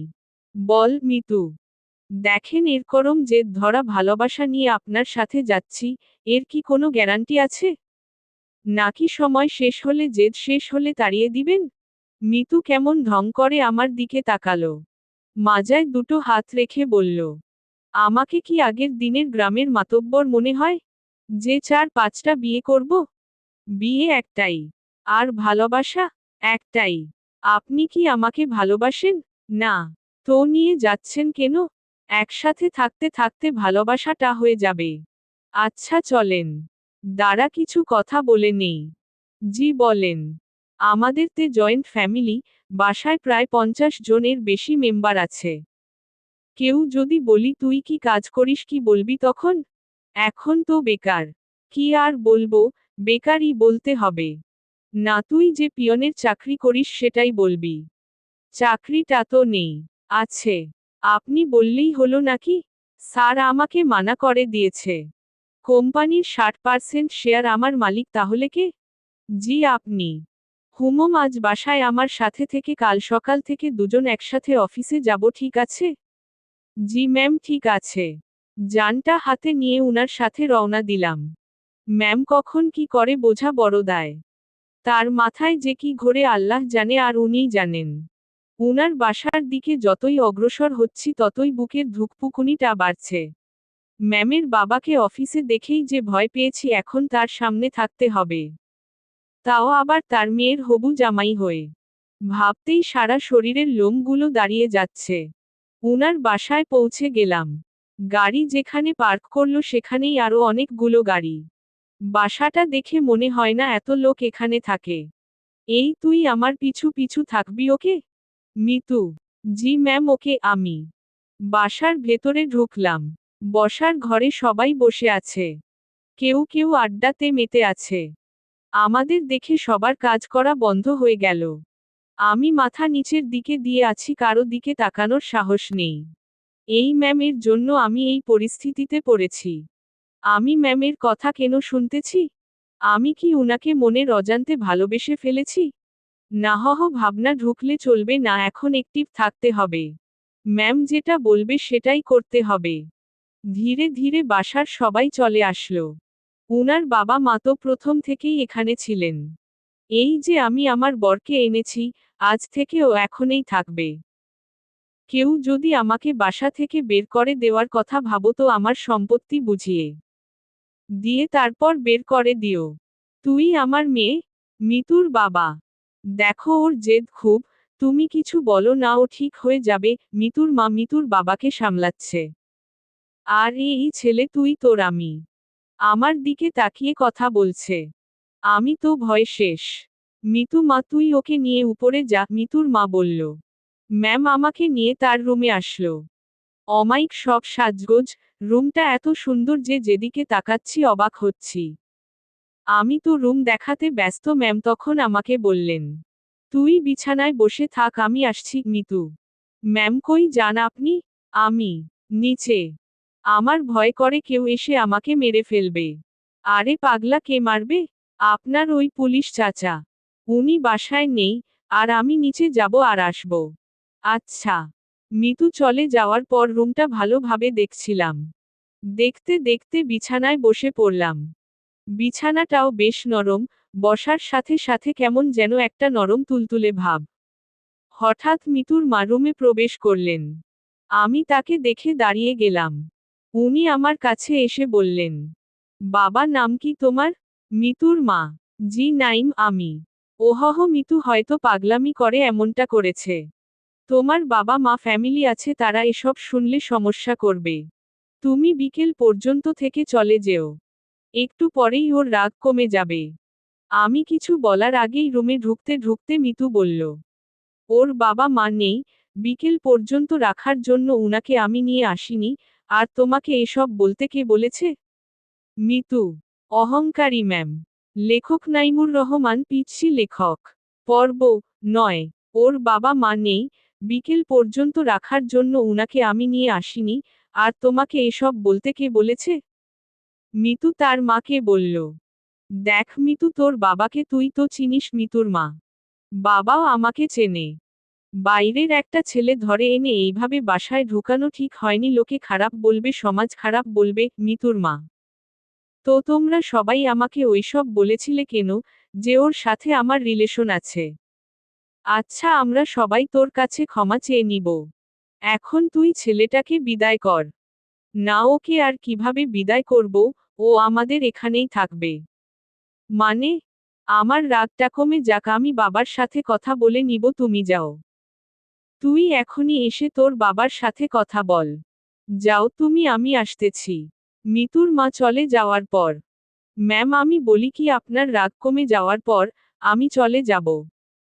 পরিবারের সাথে এমন করতে হয় না। সবাই যেটা বলে সেটার মধ্যে থাকাই ভালো। আমি তোর থেকে ভালো বুঝি আমি। মিতু জি জি ঠিক আছে। তুই যে চলে যেতে চাস, তাহলে আমাদের বন্ধুত্বের কি হবে? এই রকম বন্ধু পাওয়া অনেক মুশকিল। এখন পেয়েছি, কাছে রাখার চেষ্টা করব। তুই এখান থেকে যাওয়ার কথা মুখেও আনবি না। আচ্ছা। ম্যাম আমার সাথে কিছু সময় কথা বলে তার বাবার কাছে যায়। সেখানে তার বাবার সাথে অনেক কথা হয়, আর সেগুলো আমাকে এসে ম্যাম বলা শুরু করলো। শোন, তোর চাকরি কনফার্ম। ড্রাইভিং করতে পারিস? মিতু না আমি। ওহহ। আচ্ছা, বাবাকে বলে সত্যি কথাটা বলে দিয়েছি। আর রাগের মাথায় তোর সাথে অনেক কিছুই করে ফেলেছি, তুই মন খারাপ করিস না। আর তুই আমার বন্ধু, তোকে দূরে সরিয়ে দিব না, কাছেই রাখছি আমার ড্রাইভার হিসেবে। আমি যেখানেই যাব তুইও সেখানেই। খুশি তো? ম্যাম এত কিছু করলেন। আমার তো এ বাসার লোকজনদের দেখলে ভয় করে। আরে পাগল, ভয় কিসের?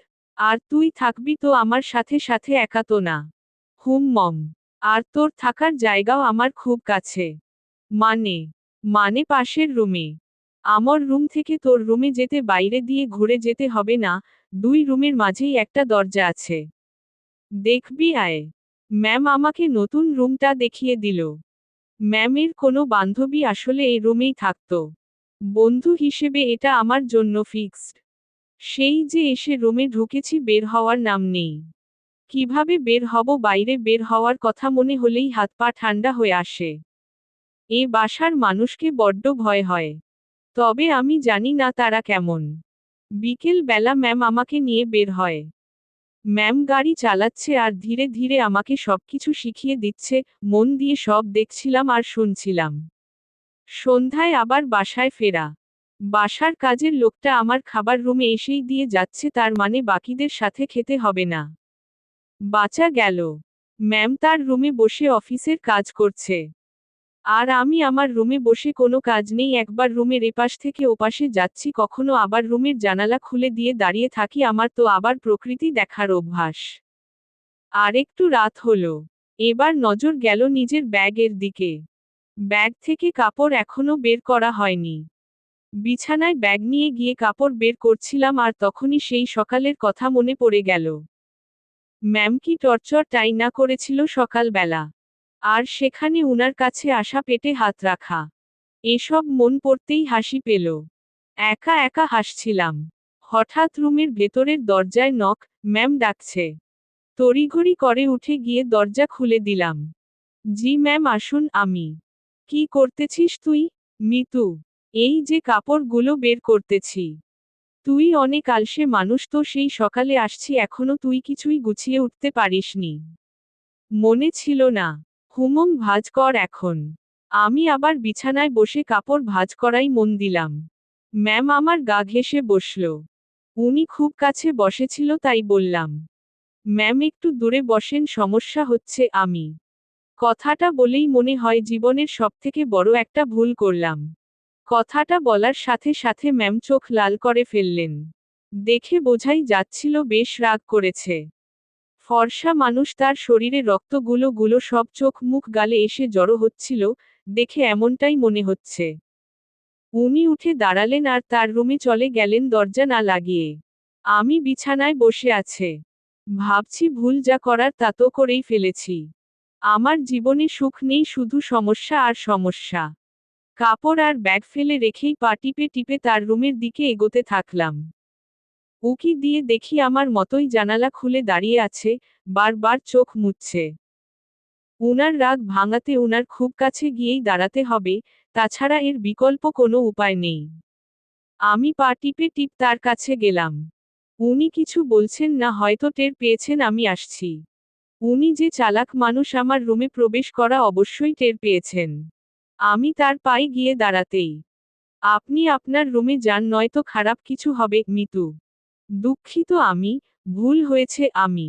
আমি আপনাকে আপনার রুমে যেতে বলেছি। আমি আরেকটু কাছে গিয়ে দাঁড়ালাম, কিন্তু তার শরীরের সাথে স্পর্শ লাগেনি। রাগ উঠায়েন না আর। আচ্ছা, ইংরেজি ভাষায় বলতেছি সরি। তোর শরীর আমি। তুই যাবি এখান থেকে। একটু তো দূরেই যেতে বলেছি, তাতেই এত রাগ করতে হবে? আমি তে দূরের মানুষ, দূরেই থাকবো তাই না? না কাছের মানুষ। না না কাছের মানুষ, মানুষ তো দূরে থাকে না কাছেই থাকে। সরি, আমি বুঝতে পারিনি, আমার বলাটা ঠিক হয়নি, আপনার কাছে আসাটা ঠিক ছিল। রাত হয়েছে, রুমে গিয়ে ঘুমিয়ে পড়, সকালে অফিস আছে। রাগ কমেছে তো আপনার? কমে যাবে। এত অভিমানী আমি কখনো দেখিনি। আমি নিজেই নিজেকে প্রশ্ন করলাম, আমি ভুল করছি না তো? উনি এত বন্ধুত্বের কথা বলতেছেন, আমি তো তার ডাকে একটুও সাড়া দিচ্ছি না। আমার কি দূরে থাকাটা ঠিক হচ্ছে? উনি তো তার বন্ধুর জন্য অনেক কিছুই করেছে, আমি তো কিছু করতে পারলাম না, বা এখনো কিছু করিনি। আমি কি তার বন্ধুত্বের ভালবাসায় সাড়া দিব? মনের সাথে বোঝাপড়া যখন শেষ হলো, তখন আমি তার ডান হাতটা আমার দুহাতের মধ্যে রেখে বললাম, এই তো কাছে এসেছি। আর দূরে যাওয়ার কথা বলবো না, অমন ভুল কখনো হবে না। সরি। আমি। সত্যি তো? মিতু। মম। উনার কণ্ঠ শুনে মনে হচ্ছিল অভিমানটা অনেকটাই কমেছে। কেন যে ম্যাম এমন করে? ম্যাম এখন যাই তাহলে? আমি। কাছে থাকতে ভালো লাগছে না? মিতু। আপনি তো বললেন কাল অফিস আছে, আমাকে ঘুমাতে বললেন। পরে ঘুমাবি। ম্যাম আনমনে জানালা দিয়ে বাইরে তাকিয়ে আছেন, তার ডান হাতটা তখনই আমার দুহাতের মধ্যে এক অন্যরকম ভালোলাগা কাজ করছিল তখন। সেটা যে কি আমি ঠিক বলতে পারবো না। আমি ম্যামের মুখের দিকে তাকালাম, দেখি মিটিমিটি হাসছে। আমি তার হাসি দেখে প্রশ্ন করেই বসলাম, এভাবে আনমনে বাইরে তাকিয়ে কি দেখেন? আমি, বাইরে কি দেখি? ইরা, মম, তোকে। অহংকারী ম্যাম। লেখক নাইমুর রহমান পিচ্ছি লেখক। পর্ব 10। এভাবে আনমনে বাইরে তাকিয়ে কি দেখেন? আমি, বাইরে কি দেখি? মিতু, মম, তোকে। আমাকে মানে? আরে পাগলা, তুই আমার জীবনে এমন ভাবে আসলি মানে আমি ভাবতেই পারিনি তোর মতো একটা গাধা তবে ভালো মানুষের সাথে বন্ধুত্ব হয়েছে। মম, তবে আমার পোড়া কপাল। কেন?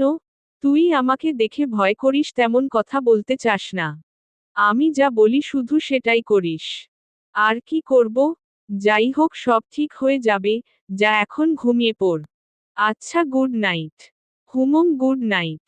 পরদিন সকাল বেলা থেকে অফিস করা শুরু করলাম। ম্যামের সাথেই সব সময় থাকা, উনি যা বলে সেগুলো শোনা এবং করা, এগুলোতেই ব্যস্ত। দিনকে দিন যাচ্ছিল, আমার অবস্থা ততই ভালো হচ্ছিল। ম্যামের সাথে কথা বলতে এখন আর ভয় লাগে না, কোনো কিছু লাগলে সোজাসাপটা বলে দেই। এদিকে ড্রাইভিংটাও একটু একটু শিখেছি। তাদের বাসার দু-একজনের সাথে কথাও হয়েছে, মোটামুটি সবকিছু স্বাভাবিকের দিকে বলা যায়।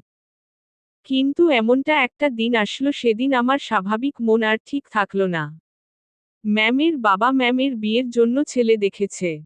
আজ অফিসে যাওয়া হয়নি আমাদের, কারণ ছেলে পক্ষ দেখতে আসবে। কিন্তু আমার কেমন জানি ভয় ভয় লাগছে। বারবার মনে হচ্ছে ওনার বিয়ে হওয়ার কি দরকার? এমন থাকলেও তো পারে। আমি যা ভাবছি সেটা তো ভুল, বিয়ে তো হবেই। আমি আমার রুমে বসেই ছটফট করছিলাম। ম্যামের রুমে বারবার উকি দিচ্ছি, উনি বেশ স্বাভাবিকভাবেই আছেন। দেখে মনে হচ্ছে না উনি কোনো টেনশন বা ভয় আছেন। তাহলে আমি ভয় করছি কেন? আমি তাকে হারানোর ভয় করছি না তো? ছি ছি, তাকে হারানোর কি আছে? সে তো আর আমার না। ম্যাম আমাকে বলেছিল উনি আমাকে ভালোবাসেন, সেটা ছিল বন্ধুত্বের। আর আমি যেটা ভাবছি সেটা তো অন্য কিছু। নাহয় নিজের মনের অজান্তেই তাকে ভালোবেসে ফেললাম। এসব কখন হলো? আমি তো এইরকম কিছু ভাবিনি তার সম্পর্কে। পরক্ষণেই মনে হলো আমি তার চিন্তায় দিন পার করেছি, সেখান থেকেই এই অবস্থা। নিজের রুমে আর থাকতে পারলাম না। বিছানা থেকে উঠে ম্যামের রুমে চলে গেলাম। ম্যাম বসে বই পড়ছেন। আমাকে দেখে বললেন, কিছু বলবি? ম্যাম, মম, আমি। বল। আপনাকে দেখতে আসছে। তুই তো জানিস নতুন করে প্রশ্ন করার কি আছে? যদি তারা আপনাকে পছন্দ করে আপনি কি রাজি হবেন? ছেলে যদি ভালো হয়, পরিবার যদি ভালো হয়, তাহলে মানা করব কেন? তাও ঠিক। এইটা বলতে আসছিলি? হুমম না হুমম। সকাল সকাল তোতলানো শুরু করেছিস। কিছু হয়েছে? একটা কথা বলার ছিল। ম্যাম আমার দিকে তাকিয়ে বইটা বন্ধ করে পাশে রাখল। তারপর আমাকে তার সামনাসামনি বসতে বলল। তোকে দেখে মন হচ্ছে আমাকে কিছু বলতে চাচ্ছিস। কিন্তু ভয় করতেছিস মিতু। হ্যাঁ, ওইরকমই আমি। ভয় নেই, বল। কিছু বলবেন না তো? আরে আমি তোর বন্ধু না? তোকে কি বলবো পাগল? ভয় নেই, বল। আপনি আপনার বাবাকে বলে বিয়েটা ক্যান্সেল করে দেন। ওই বিয়ে তো ঠিকই হয়নি, এখনই কিভাবে ক্যান্সেল করে দিব? আর কেন ক্যান্সেল করব? আরে আপনি চলে গেলে আমি কিভাবে থাকব? ওই কিভাবে থাকবি মানে? তুই থাকবি বাসার বাকি যারা যেভাবে আছে সেভাবে। আপনাকে ছাড়া, আপনি তো থাকবেন না। ম্যাম আমার দিকে এক দৃষ্টিতে তাকিয়ে আছে। আমার কথা শুনে হয়তো সে অবাক হয়েছে। তুই চাস না আমার বিয়ে হোক? মিতু, তা তো চাই আমি। তো, এই বাসায় বিয়ে করেন? মানে? তোর মাথা গেছে নাকি? I love you. মুখ ফসকে হোক আর যেভাবেই হোক কথাটা বলে ফেললাম। মনে মনে ভাবছিলাম বাংলায় বলবো, কিন্তু মুখ থেকে ইংরেজিতেই বেরিয়ে গেল। আমার কথা শুনে ম্যাম মিটিমিটি হাসতেছেন। তুই যা বললি ভেবে বলেছিস? মিতু, না আমি। কেন? ভাবার কি আছে, আমার যেটা নিয়ে ভয় হয়েছে সেটার জন্য বলেছি এটা। কি নিয়ে ভয় হয়েছে? আপনার চলে যাওয়া। আমি চলে গেলে তো কি হয়েছে? তুই একটা বিয়ে করবি, তার সাথে থাকবি, সে তোর কেয়ার করবে। আপনাকে লাগবে। বাচ্চাদের মতো আবদার করতেছিস কেন? জানি না। এক অন্যরকম নাইমকে দেখছি, যে কখনো এভাবে আমার কাছ থেকে কিছু চায়নি। আমি চুপ। আচ্ছা কি লাগবে? কি জন্য লাগবে? সব বুঝিয়ে বল। আমি কিছু বোঝাতে পারবো না আপনাকে লাগবে, আর আপনাকে ভালোবাসার জন্য লাগবে। আমার এমন কথা শুনে ম্যাম লজ্জায় তো শেষ। অন্যদিকে তাকিয়ে হাসতেছে। হাসি থামিয়ে বলল, তো এখন আমাকে কি করতে হবে? মিতু, আপনি বোঝেন না? আমি যতই বুঝি, কিন্তু আপনাকে বলতে হবে। কি করতে হবে বলেন?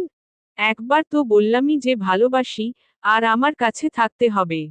যদি বলি ভালোবাসি না, আমি চুপ। ই ই ই ই, কথার উত্তর দে। আমি কিভাবে আটকাবো? চলে যাবেন, আমিও চলে যাব। কোথায় যাবি? জানি না। ওহহ। তো বলেন, ভালোবাসার বীজ কবে বপন করেছিলেন আর সেটা থেকে চারাগাছ হলো কিভাবে? মিতু নামের একটা পাখি আমার জমিতে এসে তার মুখ থেকে ভালোবাসার বীজটা ফেলে দিয়ে চলে যায়, আর সেই বীজটাই। পুরোটা বলার আগেই ম্যাম হাসতে হাসতে শেষ। উনার হাসি দেখে আমার রাগ হচ্ছিল।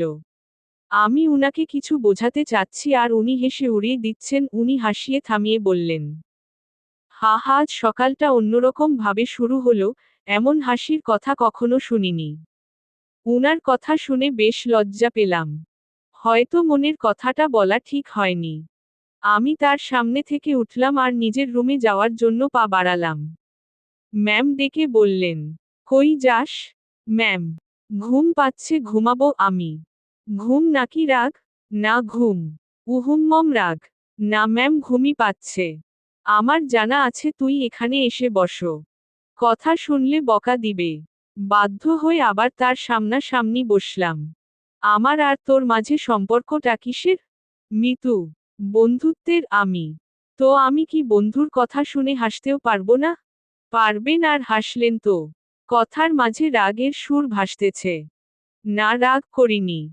আচ্ছা ভেবে দেখতো, তুই যে আমাকে ভালোবাসার কথা বললি সেটা নিয়ে আমি কি কোনো উপহাস করেছি? তোর কথা শুনে হাসি পাচ্ছিল তাই একটু হাসলাম। আর আমাকে যেটা বললি সেটার উত্তর না নিয়ে কই যাস? হ্যাঁ, আমি ভুলে বলে ফেলছি, সরি। লাথি খাবি কুত্তা? ভালোবাসি বল। আপনি হাসবেন তাই বলবো না। আমার ভালোবাসার দাম আছে। ওরে বাবা, একটু হাসছি তাই কত রাগ?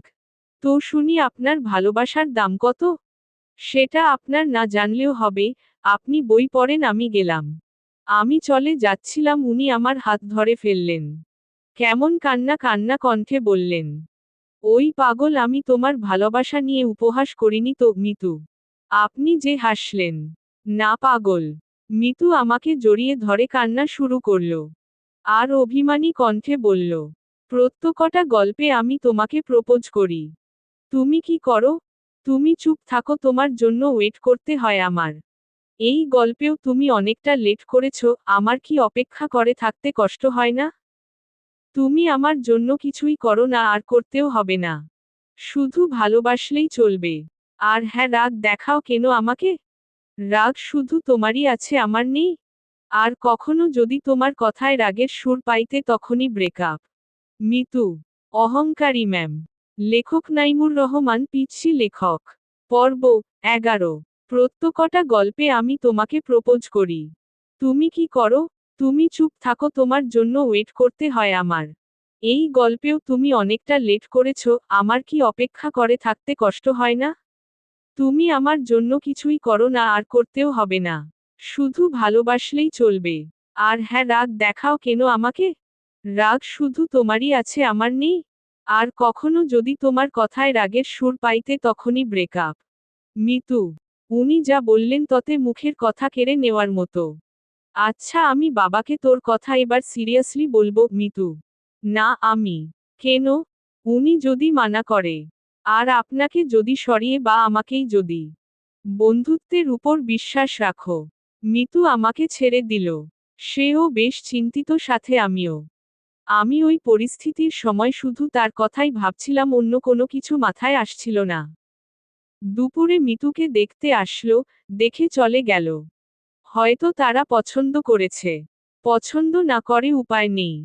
রুমে বসে হতাশ হওয়া ছাড়া আমার কোনো উপায় ছিল না। মিতু সেই যে বেরিয়ে গেছে আর রুমে আসার নাম নেই। আমিও বাইরে যাওয়ার সাহস পাচ্ছি না। দুপুরে শুধু বাড়ির কাজের মেয়েটা খাবার দিয়ে চলে যায়। আমার এমন অবস্থা মনে হচ্ছে কোনো কারাগারে আছি। বাইরে বেরোনোর কোনো পথ নেই। সন্ধ্যায় মিতু রুমে আসলো। উনি আসতে না আসতেই আমিও তার রুমে গেলাম। আর গিয়ে যা শুনলাম সেটা আমি কখনোই ভাবিনি। উনি বলতে শুরু করলেন, বাবার ছোটবেলার বন্ধুর সাথে আমার বিয়ে ঠিক করেছেন। উনারা আমাকে দেখে পছন্দ করেছে। আজ উনাদের যে হাসিমুখ দেখলাম সেটা আমি ভাঙতে পারবো না। মিতু কথাটা শুনে বুকের ভেতরটা কেমন যেন আটকে গেল, মনে হলো বুকে পাথরের ভর করেছে। শুনেছি বুক ভার হলে চোখে পানি চলে আসে। আমি কোনো রকম চোখের পানি সামলিয়ে বললাম, সমস্যা নেই, আপনি যেটা বলেন আমি। তুমি আমার উপর রাগ করবে তাই না? মিতু, আর না, আপনার সিদ্ধান্তে আমি খুব খুশি। পরিবারের কথা চিন্তা করেই সব করতে হয়। তোমার কথায় কান্নার আওয়াজ পাচ্ছি। আরে নাহহ, কি যে বলেন, কান্না করব কেন? আমি রাজি হওয়াতে আমার বাবা যে কত খুশি হয়েছে সেটা আমি তার চোখ মুখ দেখেই বুঝেছি। মম, আচ্ছা আপনিই করেন, আপনি রেস্ট নেন, আমি আমার রুমে যাই। মিতু কিছু বলল না, চুপ করে বসে থাকল। হয়তো আমার কথাও সে ভাবছে। আমি রুমে এসে আর কি করব, ছেলেদের তো আওয়াজ করে কান্না করতে নেই, লোকে খারাপ বলবে। রুমের মধ্যে কিছুক্ষণ থাকলাম, ভালো লাগলো না। বাসার ছাদের দিকে রওনা দিলাম। আমি কখনো যাই এ বাসার ছাদে, এই প্রথম যাচ্ছি। ছাদে পৌঁছে এক কোণে চুপটি করে দাঁড়িয়ে আছি। ভাবছি ম্যামের কাছ থেকে বিদায় নিয়ে চলে যাব। কারণ এ কষ্ট সহ্য করার মতো না। আমি সহ্য করতে পারছি না। হঠাৎ ছাদে কারো উপস্থিতি টের পেলাম। একটা লোক আমার দিকে এগিয়ে আসছে। কাছে আসতেই তার ফেস দেখে বুঝলাম এটা মিতুর কাকা। এই শীতে এত রাতে ছাদে কি করিস? নাহহ, মানে এমনি বাতাস খেতে আসছিলাম একটু। কি হহ, এই শীতে বাতাস? রুমে বসে ভালো লাগছিল না তাই আর কি। বেশ চালাক তুই। ভাবছি কি চালাকি করলাম। আমার কথার সোজা উত্তর দিবি? জি স্যার। মিতুকে ভালবাসিস? কি বলবো, বাকি বলা উচিত, সত্যিটা কি বলবো? আবার আমার কোনো বিপদ আসবে না তো? সত্যিটাই বলবো, যা হবার হবে। হুম্মম, ভালোবাসি আমি। এই জন্যই তোকে চালাক বলেছি কাকা। আমি চুপ। তো কতদিন হলো তোদের রিলেশনের? কয়েক ঘন্টা। মানে? আজ সকালে উনাকে ভালোবাসার কথা বলেছি। তো সে কি বলেছে? প্রথমে হ্যাঁ বলেছিল। তারপর? ছেলে পক্ষ দেখে যাওয়ার পর আমাকে মানা করে দেয়। কেন? উনি এই বিয়েতে রাজি হওয়ায় আপনারা বাসার সবাই খুশি হয়েছেন অনেক। আপনাদের হাসি মুখ দেখে এসে উনি আমাকে মানা করে। বাহহ, তুই তো বেশ সাহস নিয়ে আমার সাথে কথা বলছিস, ভয় করছে না তোর? আপনি তো সত্যিটা বলতে বললেন। হুম্মম, তো তুই এখন কি করবি? চলে যেতে হবে এখান থেকে। রাতেই? না, সকালে উনার দেখা করে চলে যাব।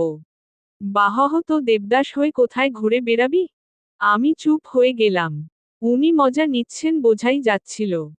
চুপ হয়ে গেলি কেন বল? জি স্যার, আর কিছু না। আমি আসলে ভুল করেছি। মাফ করে দিন, আমি কাল সকালেই চলে যাব। হুম্মম, যা, রুমে যা। জি। এই শোন। বলেন। স্মোক করিস? জি না। হুম্মম, বাসা কোথায় তোর? রাজশাহী। হুম্মম, সমস্যা? জি স্যার, বুঝলাম না। কিছু না, সকাল সকাল চলে যাস। নেক্সট টাইম আমার সামনে পড়লে সমস্যা হবে তোর। আমার সামনে যেন না দেখি। জি স্যার, আর দেখবেন না আমাকে। রুমে আসলাম। তার সাথে কথা বলতে ভয় তো করছিলই না, মনে হচ্ছিল আরো কিছু সময় কথা বলি। তারপর ভাবলাম আমার সাথে তার যে কথাটা হয়েছে এটা ম্যামকে জানানো দরকার। চলে গেলাম তার কাছে। যেসব কথা হয়েছে সব বলে আবার নিজের রুমে আসলাম। কিছু সময় পর মনে হলো আসল কথাটা, মানে আমি যে কাল চলে যাব এটা বলাই হয়নি। আবার ঢুকলাম তার রুমে, আর ঢুকতেই চোখ কোনো কিছুতে আটকে গেল। উনি ড্রেস চেঞ্জ করছিলেন। যা দেখার আমার চোখ দেখে ফেলেছে, আমার কোনো দোষ নেই। আমি নিজেই অন্যদিকে ঘুরে রুমে চলে আসব তখনই উনি বললেন, এই দাঁড়া, মিতু। ম্যাম, আমি কিছু দেখিনি। আমি কিছু দেখা না দেখার কথা আমি বলিনি। কি বলতে আসছিলি সেটা বল। আমি কাল সকালে চলে যাচ্ছি। আরে অন্যদিকে ঘুরে আছিস কেন? আমার শরীরে পোশাক আছে, এখন এই দিকে তাকা। ঘুরে তার দিকে তাকালাম, এখন সব ঠিকঠাক আছে। কি যেন বলতেছিলি? মিতু, এত জায়গা থাকতে রুমে ড্রেস চেঞ্জ করতে হবে কেন? আমি এইটা বলতে আসছিলি? না, তুই বলবি নাকি মাইর শুরু করব? বলছি আমি কাল সকালে চলে যাচ্ছি। কোথায়? আমার গ্রামের বাড়ি। কেন? আমি এখানে থাকতে পারছি না, দম বন্ধ হয়ে আসছে। এতদিন তো দম বন্ধ হয়নি, আজ হচ্ছে কেন? দেখেন, ভালোবাসার মানুষটি চোখের সামনে থেকে এভাবে হারিয়ে যাবে, আমি এটা দেখতে পারবো না। তুই যদি যাস ব্রেকআপ করে তারপর চলে যাবি। ঠিক আছে, ব্রেকআপ। যা বলার বলে এসে কম্বল মুড়ি দিয়ে শুয়ে পড়লাম। উনার কথা ভাবতে ভাবতে চোখের পাতাটা বন্ধ হয়ে গেল। রাত তখন কত হয়েছে আমি জানি না, আমার কম্বলের নিচে কাউকে অনুভব করলাম। কেউ একজন এখানে এসে শুয়ে আছে। নিজের ঘুম ভাঙাতে চোখ খুললাম। কম্বলটা মাথার উপর থেকে সরিয়ে দেখি মিতু আমার পাশে শুয়ে আছে। আমি উঠে বসাতে ফ্যাল করে আমার দিকে তাকিয়ে আছে। উনাকে দেখে অবাক হয়ে যাই আমি। কয়েকদিন পরে যার বিয়ে সে আমার রুমে আমার সাথে একই বিছানায় এসে শুয়ে আছে। এর মতলবটা কি? যেমন ছিলি তেমন করে শুয়ে থাক মিতু। আপনি এখানে কি করেন?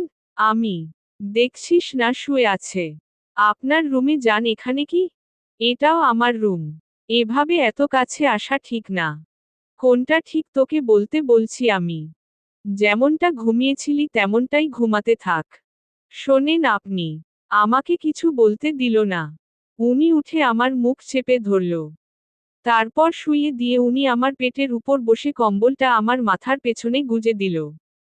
তারপর তার ফোনের লাইট অন করে সাইডে রাখল। ম্যাম তার পা দুটো ভাঁজ করে ভালোভাবে আমার পেটের উপর বসল, তারপর তার হাত দুটো গালে রাখল। বাইরে থেকে এই অবস্থা দেখে মনে হবে একটা ত্রিভুজের মতো। ভেতরে আলো থাকায় ছোট্ট একটা তিনকোনা ঘরের মতোই লাগছিল। তারপর, তোর সাহস কি করে হয় আমার সাথে ব্রেকআপ করার? মিতু। আমি চুপ। শুভ, উত্তর দে, না হলে তোর খবর আছে। আপনার যাতে ভালো হয় সেই জন্য করেছি। তুই ব্রেকআপ করার কে? করলে আমি করব। আমি করতে পারি না? তুই কেন করবি? ভালো তো আমি বাসি, ব্রেকআপ আমি করব? আর আমি কি ভালোবাসি না? আমার থেকে কম। সো তোর ব্রেকআপের কোনো দাম নেই। অহংকারী ম্যাম। লেখক নাইমুর রহমান পিচ্ছি, লেখক। পর্ব 12। তুই কেন করবি? ভালো তো আমি বাসি, ব্রেকআপ আমি করব মিতু। আর আমি কি ভালোবাসি না? আমি আমার থেকে কম, সো তোর ব্রেকআপের কোনো দাম নেই। আচ্ছা, আপনি পেটের উপর থেকে নামেন, ব্যথা করতেছে। করলে করুক, আমি কি করব? আপনি যা করছেন সেটা ঠিক না। কি করতেছি আমি? এই যে এভাবে বসে আছেন আবার। তোকে জ্ঞান দিতে বলেছি আমি? জি না। এরপর মিতু তার হাত দিয়ে আমার ঠোঁট স্পর্শ করা শুরু করল। নাকে চোখে হাত বুলিয়ে দিল। আমি যে বসে আছি তাতে কি তোর বেশি কষ্ট হচ্ছে? মিতু। না। কিন্তু এই রকম ভাবে হাত দিচ্ছেন, এটা ভালো লাগছে না। I love you. নতুন বরকে বইলেন। কথাটা বলার সাথে সাথে গালে চড় বসিয়ে দিল। আই লাভ ইউ টু বল, নয়তো আরো মারব মিতু। Too too too. কিসের টু টু, পুরোটা বল। ভালোবাসি আমিও। ওয়াও, খুব বলেছেন, চলো এখন রোমাঞ্চ করি। Ma'am wait. কিসের রোমাঞ্চ? আমি তো আপনার বর না, এগুলো ঠিক হবে না, আপনি আপনার রুমে যান। আহারে, আমি তো রোমাঞ্চ করবই, সে বিয়ে হোক আর না হোক। ম্যাম। কি? ছেড়ে দেন না। ওলে, খুব ভয় লাগছে তোমার? মিতু বসা থেকে এবার আমার পুরো শরীরের উপর শুয়ে পড়ল। ভয়ে বুকের মধ্যে দুরুম দারুম শব্দ হচ্ছে। মিতু এবার আমার বুকের উপর হাত রেখে তাতে তার থুতনি রাখল। আর বোকা বোকা গলায় বলল, ভয় নেই, এই যে তোমার কাঁধ থেকে মাথা পর্যন্ত, আজ আমার এটুকুতে আমি যা ইচ্ছা করব। উনাকে আর থামাতে পারলাম না। ভেতরে ফোনের লাইট নিভিয়ে দিয়ে আমার ঘাড়ে আর গলায় তার ঠোঁটের স্পর্শ দেওয়া শুরু করল। তার শনগুলো চুল আমার দিকে হেলেছিল। আর উনি তো তার কাজ করেই যাচ্ছেন। কিছু সময় পর, আমি তোমার বুকে এখন ঘুমাবো, সকালে আমাকে ডেকে দিও মিতু। আমি কিছু করতে পারি না? আমি। তুমি আবার করবা? তুমি মানে সরি আপনি যেগুলো করলেন। ওই না, তুমি কেন করবা? তুমি কিচ্ছু করতে পারবে না। মম। রাগ? আরে না, কি বলেন, রাগ করব কেন, সরি। মিতু ফোনের লাইট আবার অন করল। উনি উনার গলা থেকে ওড়নাটা সরিয়ে দিতে নিচ্ছিল, আমি থামিয়ে দিলাম। কি করছেন? আমি। তুমি না বললা কি যেন করবা? আপনার ওই গলাটুকুই লাগবে। হেই, আমাকে কিছু করতে দিল না, আর এখন উনি বায়না ধরে বসে আছেন। লোভ তো আপনি ধরিয়েছেন। এই আমার দোষ দিবা না একদম। লোভ সামলাতে পারো না তুমি? মম। এই যে গলাটুকুই শুধু, এর নিচে আসলে মাইরোকে? আচ্ছা। কি মানুষ রে বাবা, নাও করে না। আমি উঠে বসে ওনার গলায় আমার ঠোঁটের স্পর্শ দিতে লাগলাম। মিতুর মতো আমি বেশি সময় নিলাম না। একটু পরেই বললাম, রুমে গিয়ে ঘুমিয়ে পড়ো। আমি। মম, এটাই আমার রুম মিতু। এখানেই থাকবে? হ্যাঁ। দুজন এক ওপরের দিকে তাকিয়ে আছি, তাকিয়ে থাকতে থাকতে দুজনই কান্না করে দেই। মিতু আমাকে বলল, এই তুমি কান্না করতেছ কেন? মিতু, এভাবে কখনো তো পাবো না আমি। ধুর্র, পাগলকে বলে পাবে না? তুমি তো চলেই যাবে। আমি থাকার চেষ্টা করব। আর তুমি কান্না করতেছ কেন? বলা যাবে না। বলো না। পাগলটাকে অনেক বেশি ভালোবেসে ফেলেছি। মিতুর আমার কপালের সাথে তার কপাল ঠেকালো। ওর চোখের পানি আমার মুখের উপর পড়ছে। অনেক কান্না হইছে, থামো। আমি। মম। এখানে থাকবো না, করো না প্লিজ মিতু। আচ্ছা থাকো। তোমার বুকের উপর ঘুমাবো। মম। রাগ করবে না তো? মম। মিতু আমার গালের সাথে গাল লাগিয়ে শুয়ে পড়ল। দুজন ভোরে উঠব। উঠে হাঁটতে বের হব। হ্যাঁ মিতু, তোমার কাকা আমাকে চলে যেতে বলেছে সকালে, আমি উনার সাথেই বের হব। কি হহ? তোমাকে কিছু ভাবতে হবে না। উনি আমাকে দেখলে গুলি করবে। আমি যদি বলি জামাই বলে ডাকবে। মানে? তুমি যে বললা উনার সাথে কথা বলছো। মম। উনি আবার আমাকে কল করেছিল। আমি সব সত্যি বলেছি। তারপর উনি কি বলল জানো? কি বলল?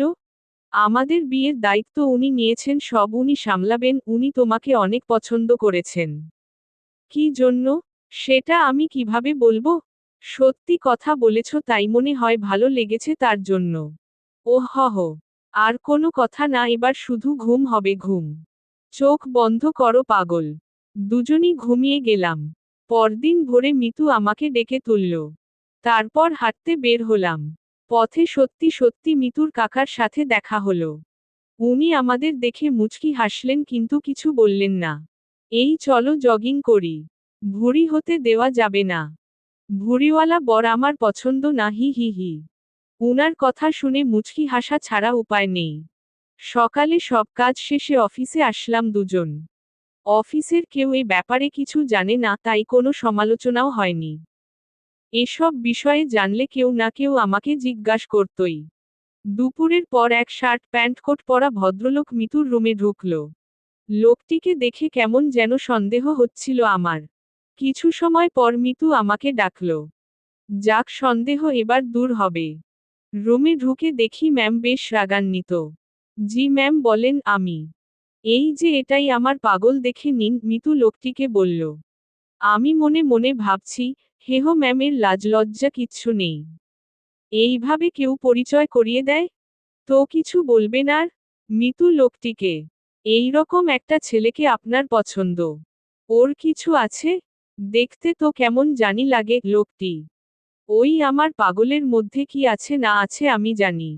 আপনাকে বুঝতে হবে না, আপনি আসতে পারেন। ভেবে দেখেন, এর সাথে থাকলে আপনার জীবন নষ্ট হতে পারে। এই শালা ভাষা খারাপ করাবি না। জীবন নষ্ট হবে মানে? ম্যাম তো তাকে মারার জন্য উঠেছে। এতক্ষণে বুঝলাম এই লোকটাই ম্যামকে দেখতে আসছিল। ম্যাম যেভাবে মারার জন্য দাঁড়িয়েছে, লোকটি ভয়ে চেয়ার উল্টে পড়ে যায়। ম্যামকে থামিয়ে আমি উনাকে টেনে তুললাম। দেখছিস আমার পাগলের মধ্যে কি আছে? মিতু। সে চলে গেল। ম্যাম, এইভাবে কেউ ভয় দেখায়? আমি, আরে ভাই বলিস না, মাথাটাই খারাপ করে দিছে। আমি কত বুঝালাম বুঝলই না, মিতু। মম। আমি বাইরে চলে আসছি। ম্যাম তখন পেছনে থেকে ডাকলো। ওই আমার পাগল মিতু। জি ম্যাম বলেন। আমি। উনি মুচকি হেসে বললেন, কিছু ফাইল কপি করতে হবে। একটু সাহায্য করবেন? আমি করে দিচ্ছি। আরে আমার রুমের মেশিনে কালি নেই। তুমি ম্যানেজারের রুম থেকে করে নিয়ে আসো। আচ্ছা। মিতু ফাইলগুলো আমার হাতে দিল।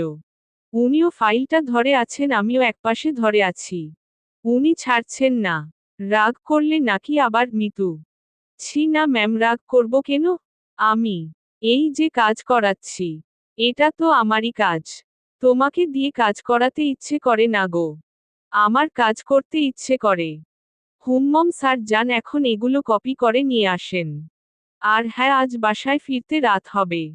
সন্ধ্যায় বাইরে গিয়ে খেয়ে এসে আবার কাজ শুরু করব, ঠিক আছে? আচ্ছা ঠিক আছে। সন্ধ্যায় দুজন বাইরে গিয়ে খেয়ে আসি। তারপর আবার কাজ শুরু। বিকেল থেকেই আমি ম্যামের রুমে বসে উনার কাজ দেখছি মনোযোগ দিয়ে। মাঝে মাঝে কথাও হচ্ছে। কাজ শেষের দিকে ম্যাম তখন বলল, আজ কি করব জানো? মিতু। কি করবেন? আমি। এই তুমি করে বলো। কি করবা? এক জগ চা বানিয়ে দুজন রাত 10টার পর ছাদে যাব। কেন? গল্প করব। এই ঠান্ডায় ছাদে? রুমেই তো ভালো।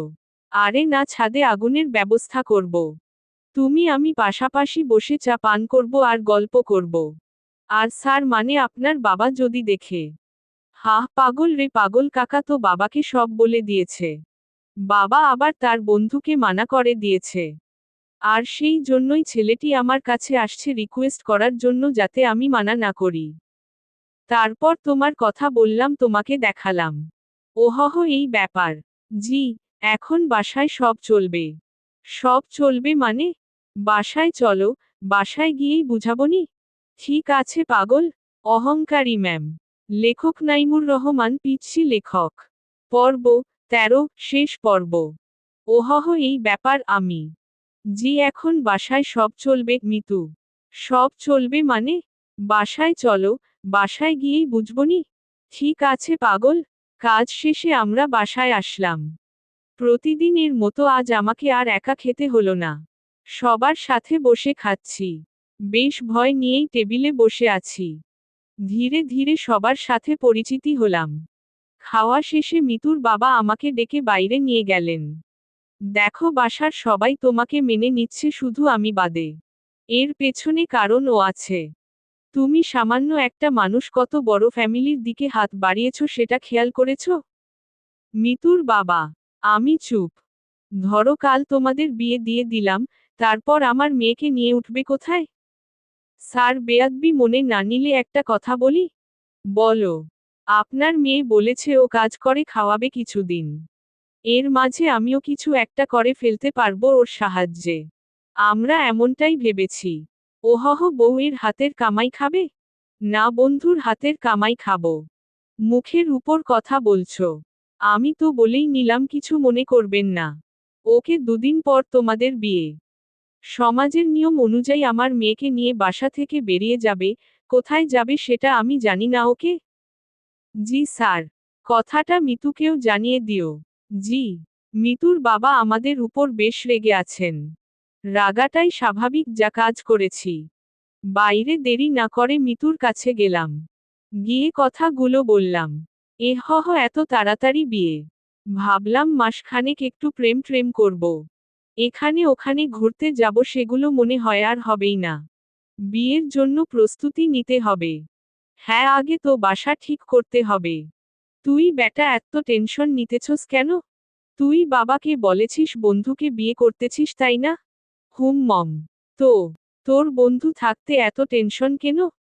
শোন, আমি একটা ফ্ল্যাট কালকের মধ্য কিনে নিব, আর হ্যাঁ, সংসার করতে অনেক কিছুর প্রয়োজন, সেগুলোও কিনতে হবে। মম। বিয়ের পর সংসারে তুমি আমি 50-50 খরচ দিব। আমি এত টাকা কই পাবো? ওহহ, হ্যাঁ তাও তো একটা কথা। আচ্ছা শোন, উপায় একটা বের করেছি। আমি দিব 80% আর তুই 20%। আর ভালোবাসা দিবি তুই 99% আর আমি 1%। কি হহ? না আপনি আমাকে ভালোবাসবেন না? যদি সংসারে 50-50 খরচ দিতে পারেন ভালোবাসাটাও তেমনই ভাগ হবে। এটা কোনো কথা? তো নিজেদের মধ্যে রাজনীতি করাটা কি ঠিক? দেখ আন্দোলন করতে থাক কাজ হয় কি না। মনটা একটু নরম করেন। আপনি যদি আমাকে 1% ভালোবাসা দেন তো ভালোবাসার পিপাসায় আমি তো মারা যাব। ওই মুখে ওসব মারা যাওয়ার কথা আনবি না। জি ম্যাম। যা রুমে গিয়ে ফ্রেশ হয়ে নে। আচ্ছা। ফ্রেশ হয়ে দরজা লাগিয়ে দিলাম। কারণ দরজা খোলা থাকলে আজ আর ঘুমাতে দিবে না। ঘুম প্রায় চলেই আসছে সেই সময় ডাকাডাকি শুরু করল। মুখে বিরক্তি নিয়ে দরজা খুললাম। ওই এখনই ঘুমাচ্ছিস কেন? চা রেডি চল ছাদে যাব মিতু। ওকে চলেন। ঘুমের 12টা বেজে গেল। দুজনে গিয়ে ছাদের মাঝখানে কিছু কাঠখড়ি দিয়ে আগুন জ্বালিয়ে নিলাম। উনার সব কথাই শুনতে হচ্ছে। এদিকে আমার নাজেহাল অবস্থা। নিচে থেকে উপরি এতগুলো কাঠখড়ি আনা, তাও আবার চোখে ঘুম নিয়ে। প্রচণ্ড রকমের বিরক্ত লাগছিল। আমি আর মিতু আগুনের খুব কাছাকাছি বসলাম। সে আমার শরীর ঘেঁষে বসল।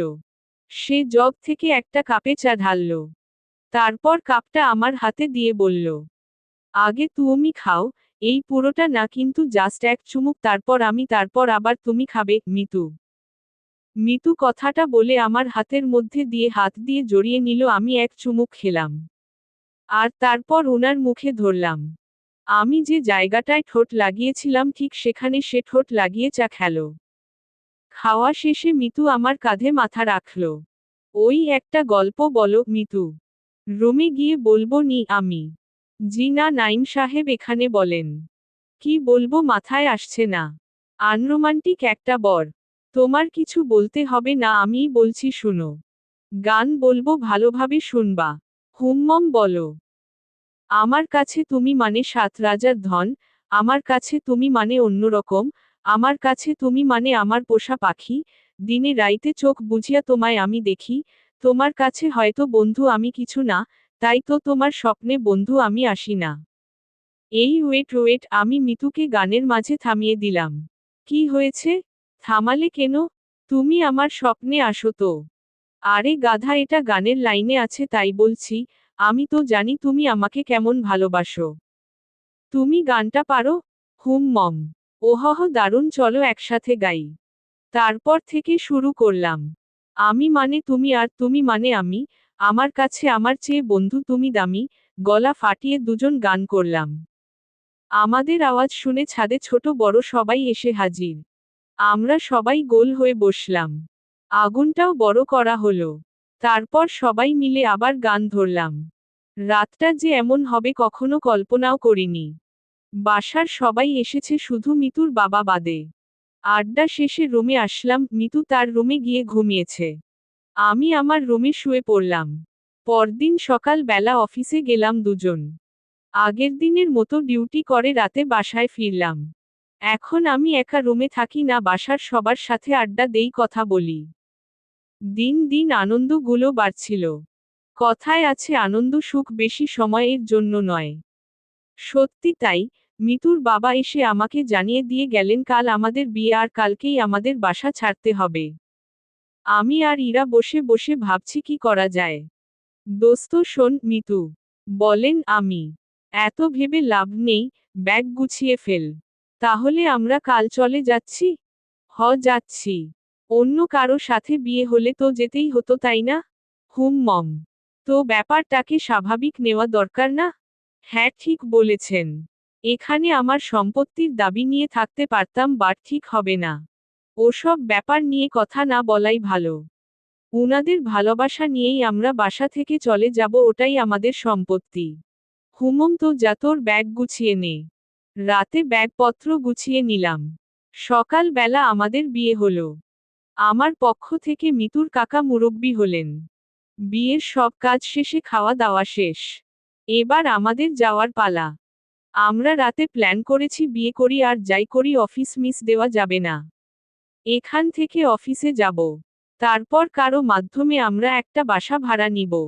রাতে আমাদের বাসার হবে। মিতু সবার কাছ থেকে হাসি মুখে বিদায় নিচ্ছে। ওকে দেখে মনে হচ্ছে না একটু আগে ওর বিয়ে হয়েছে আর পরিবার ছেড়ে আমার সাথে চলে যাচ্ছে। আমরা বাড়ির মেইন দরজা পার হতে না হতেই মিতুর বাবা আমাদের আটকিয়ে দিল। কোথায় যাচ্ছ তুমি? মিতুর বাবা মিতুকে বলল। কোথায় আবার বিয়ে হয়েছে এখন কি আর এরা আমার বাড়ি আছে? আমার ঠিকানা তো এখন শ্বশুর বাড়ি সেখানেই যাচ্ছি মিতু। এই বাড়িটাই তো তোমার। যতই আমার হোক, আমি তো এখানে থাকবো না। তুমি আমার উপর রেগে আছো। না রাখবো কেন? তো চলে যাচ্ছ কেন আমাদের ছেড়ে? তুমি তো যেতে বলেছ। কোথাও যেতে হবে না, আমি শুধু তোমাদের ভালোবাসাটা পরীক্ষা করে দেখালাম। কথাটা বলা মাত্রই মিতু তার বাবাকে জড়িয়ে ধরে কান্না করল। পরে আমরা দুজন জানতে পারলাম এটা তাদের একটা প্ল্যান ছিল। কান্নাকাটি শেষে আমরা আমাদের রুমে ফিরে আসলাম। তখনই অফিসে যেতে চাইছিলাম সবাই ধরে আমাদের উপরে পাঠিয়ে দিয়েছে। যাক এখন থেকে আমি দুষ্টামি করতে পারবো। এবার ওনাকে একটু দেখিয়ে দেই আমি কি পারি। মিতু শাড়ি পরেছিল। আমি তার কাছে গিয়ে জড়িয়ে ধরে এক হাত তার পেটে রাখলাম। ওই ওই ওই কি করিস তুই? মিতু, কি করি মানে? বুঝো না আমি। তুই ছাড়। না ছাড়বো না। আরে ভাই এগুলো এখনই না দেরি আছে, আমার কিছু কথা আছে। কোনগুলো এখনই না? তুই যা করছিস। আমি তো কিছুই করছি না, বা করতে চাইছি না। তাহলে ওখানে হাত দিয়েছিস কেন? এমনি। এমনি তাই না? মম। মিতুকে ছেড়ে দিলাম। ও বলতে শুরু করল। স্যার আমাদের বিয়ে হলো, এই শুকরিয়া আদায়ের জন্য দুজন নফল নামাজ পড়ব। মিতু, আচ্ছা আমি। মন খারাপ হয়েছে? কই না তো। দেখতে পাচ্ছি। মনে মনে আমার সাথে ব্রেকআপ করলা নাকি? না না কি বলো? বুঝি বুঝি আমি সবই বুঝি। মিতু আবার আমার কাছে আসলো। চোখ বন্ধ করো মিতু। আমি চোখ বন্ধ করলাম। যেখানে হাতটা দিয়েছিলে সেখানে হাতটা রাখো তবে এদিক সেদিকে নিও না যেন। কারণ বাকি জায়গায় তোমার স্পর্শগুলো আমি ভিন্নভাবে নিতে চাই। বুঝেছি। ঠোঁটে চুমু দেই। দাও। দিব না। কেন? পচা তুমি তাই। আমি কি করলাম? আমাকে আমার বাবা মার কাছে থেকে চুরি করেছ। আচ্ছা তাহলে তাদের জিনিস ফেরতে দিয়ে আমি চলে যাই। এই না। কেন? কারণ আমি চোরের প্রেমে আহত। দুজন মুচকি হেসে একে অপরকে জড়িয়ে ধরলাম। সমাপ্তি।